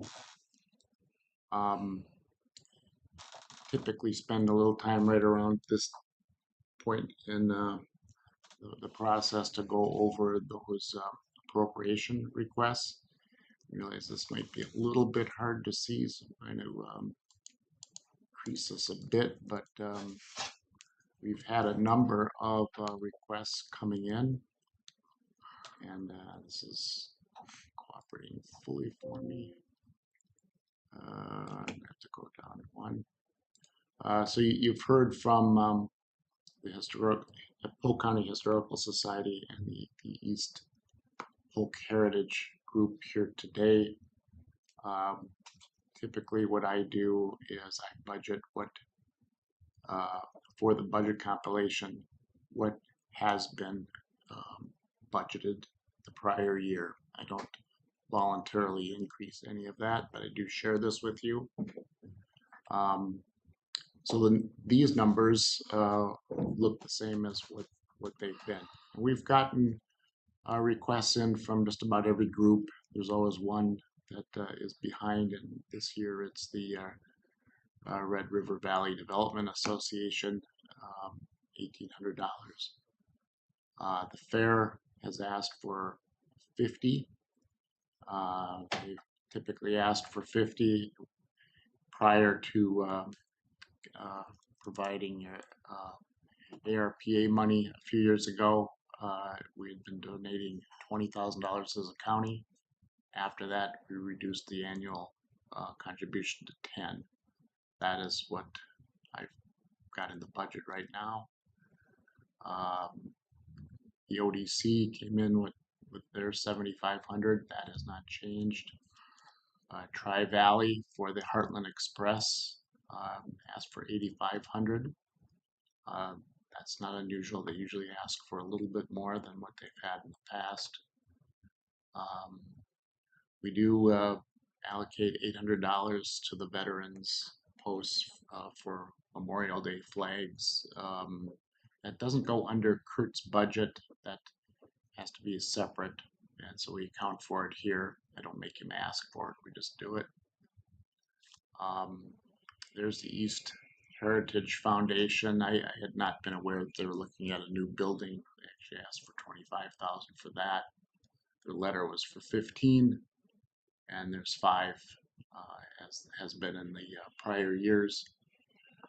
East Polk over in East Grand Forks, their request has come in for 5,000, which has been their annual appropriation for quite some time.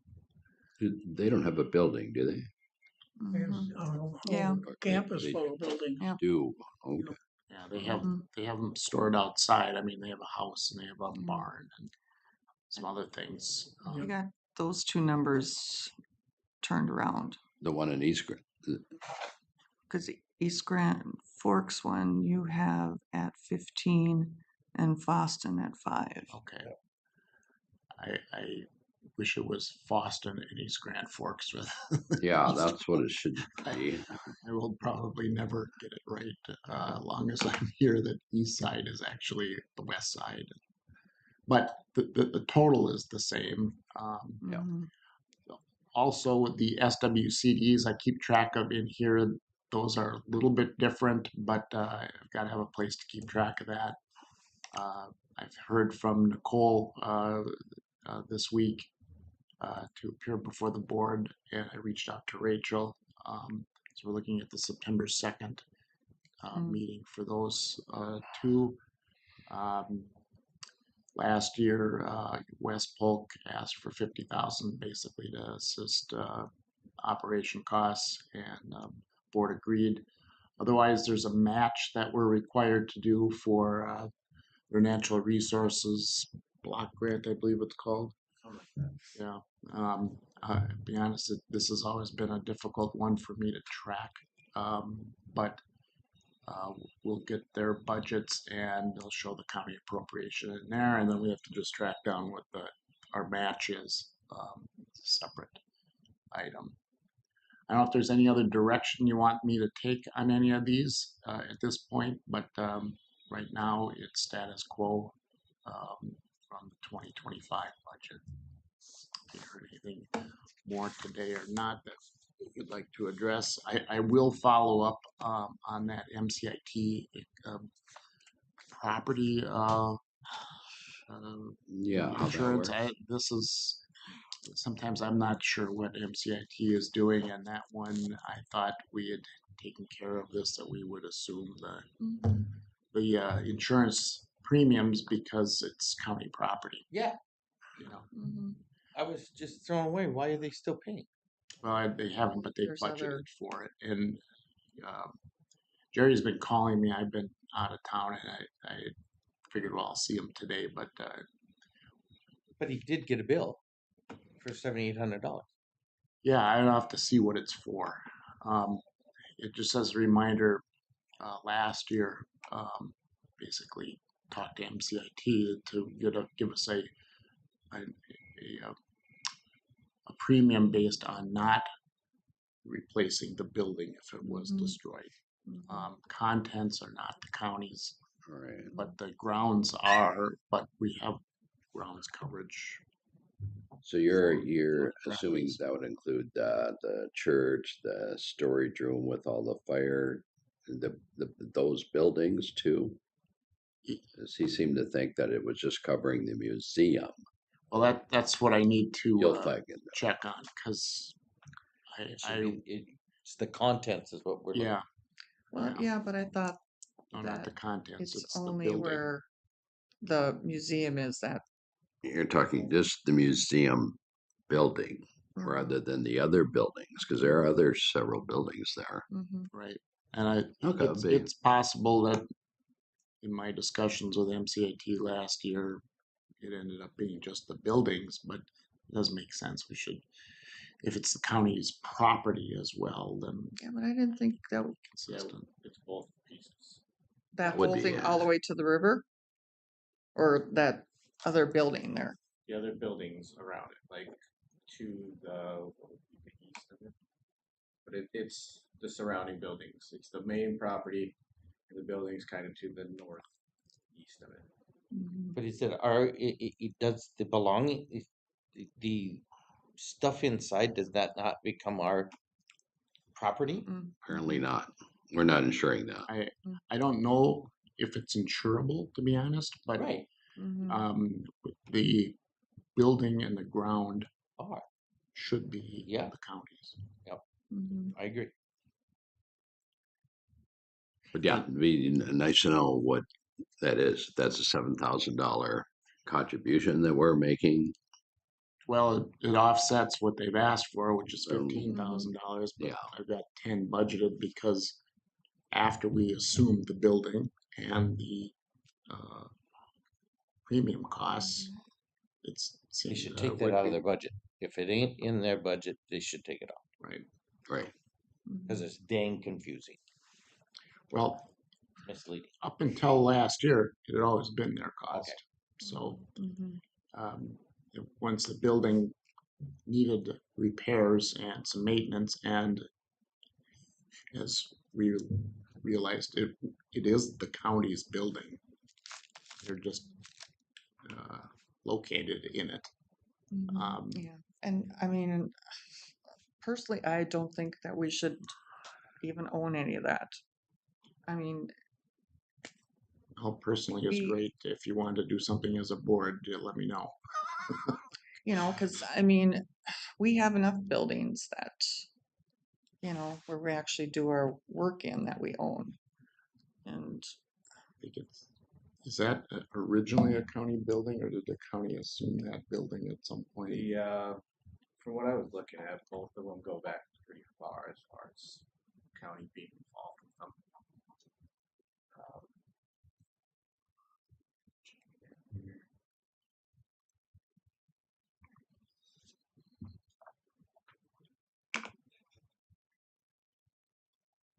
Yeah, it had on the piece, Joan, that you didn't think we owned. That one, I would have to go back into the track books and find how far back that one goes. Other piece.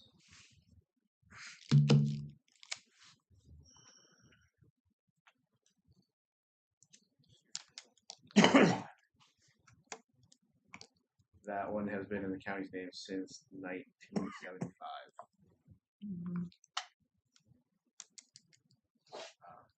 Jerry would probably want to talk to you about how the county acquired that, because I would assume he was here and part of that.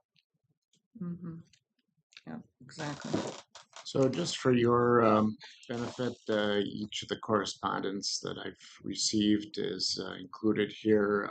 Just note with RSVP, they had informed me earlier in the year that their AmeriCorps funding had been cut. That got reinstated. That correspondence is there. You've had Jennifer in the past. I don't know if it's necessary to have her come in. Again, 2,400 has pretty much been the RSVP contribution since I've come here.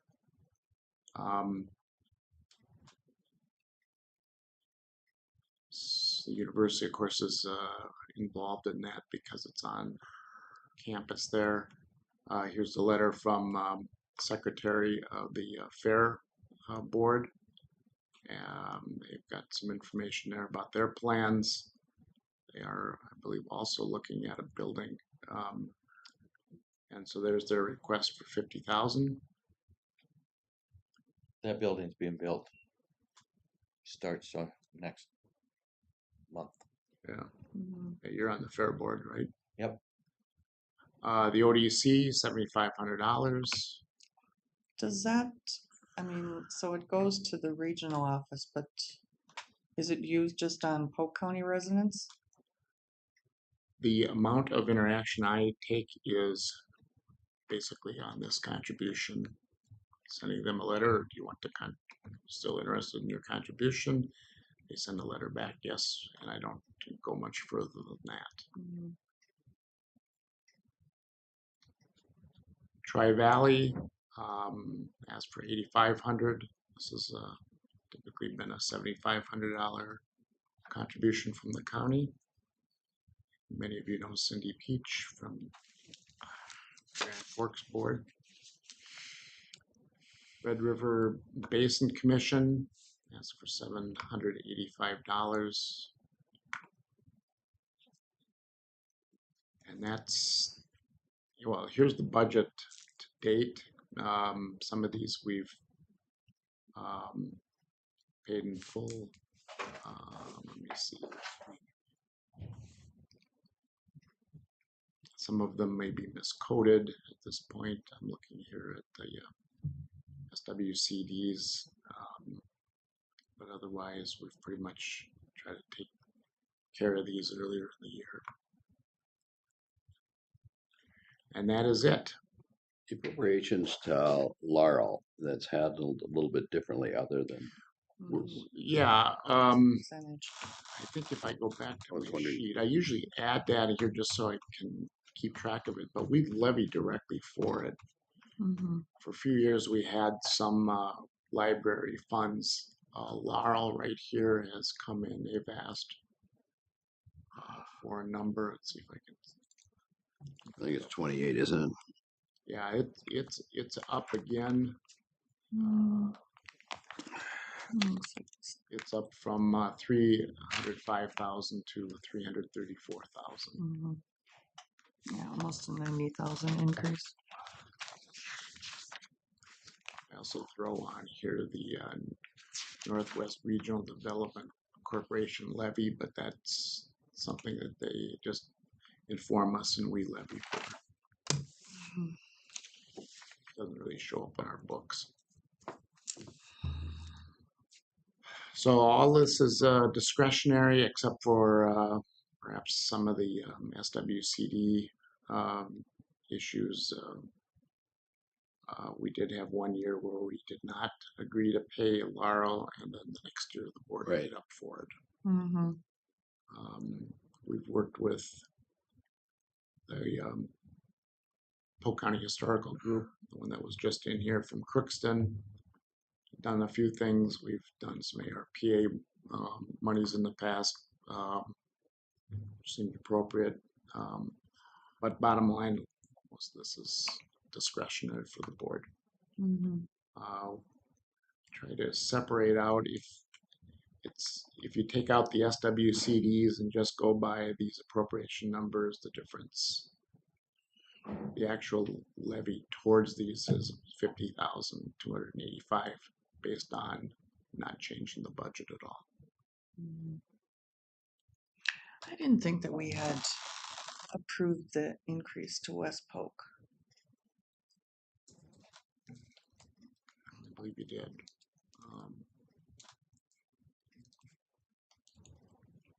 I'll be honest, I pay attention to this part of operations when I'm doing the budget. So I go down here and see if I've got a spreadsheet.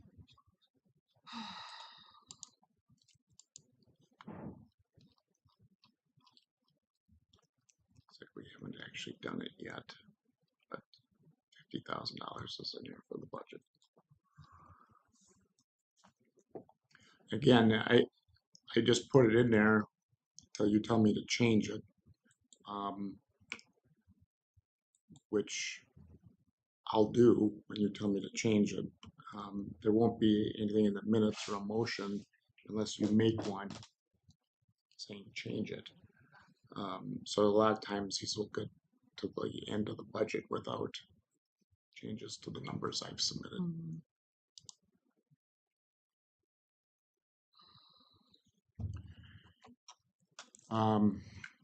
Yeah, frankly, I just ended up cleaning up my files and notes from the 2 days of meeting with departments yesterday. And last week was a bit of a mess, but Stacy is working, as I said, to get the status compilation of the budget in Kronos, or in Questica with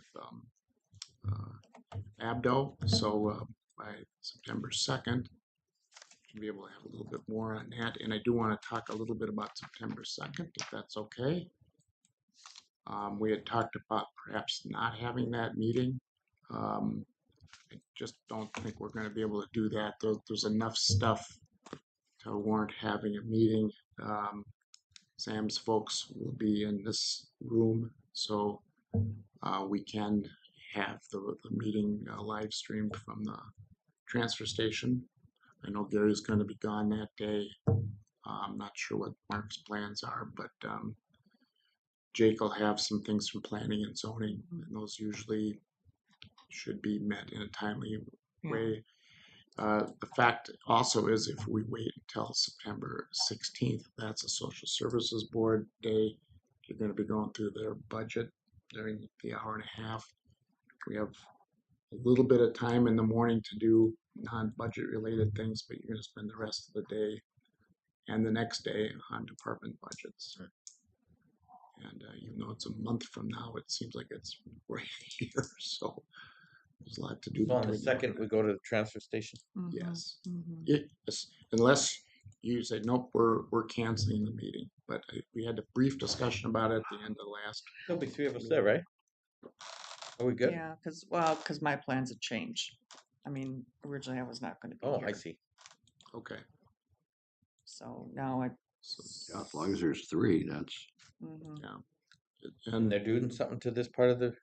Well, we're doing across the hall, Oh, sure. and so the staff has got to come over here. Sure. I was hoping that we could avoid that. I think that's where we were the last meeting, and do what you have to do. I can't even remember the meetings now, but it's taken a little bit of a life of its own. But it'll get done, and then everything will be good forever, I hope.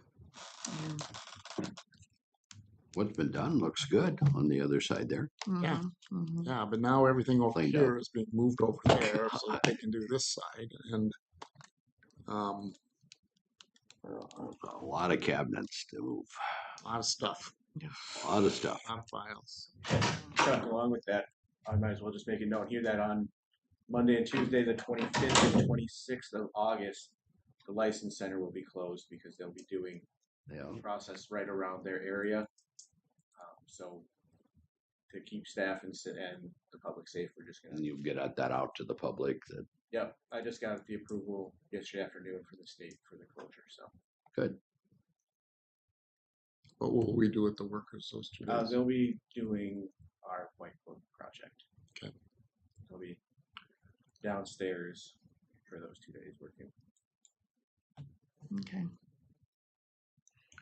So there you have it, unless you've got some questions on budget related things. I don't have anything more. I will say that the use of Questica with each department in this room went fine. They're able to actually see things that are making up a line account. And I think the staff is learning how to attach and provide information, how to compile entire line accounts without having to do it offline. And we use IFS in the past, but I mean, you just couldn't do that with IFS. So. Okay. So are we ready to close for performance review? That would take an action. It can. So, yeah. I move to close the meeting Second. at 11:46.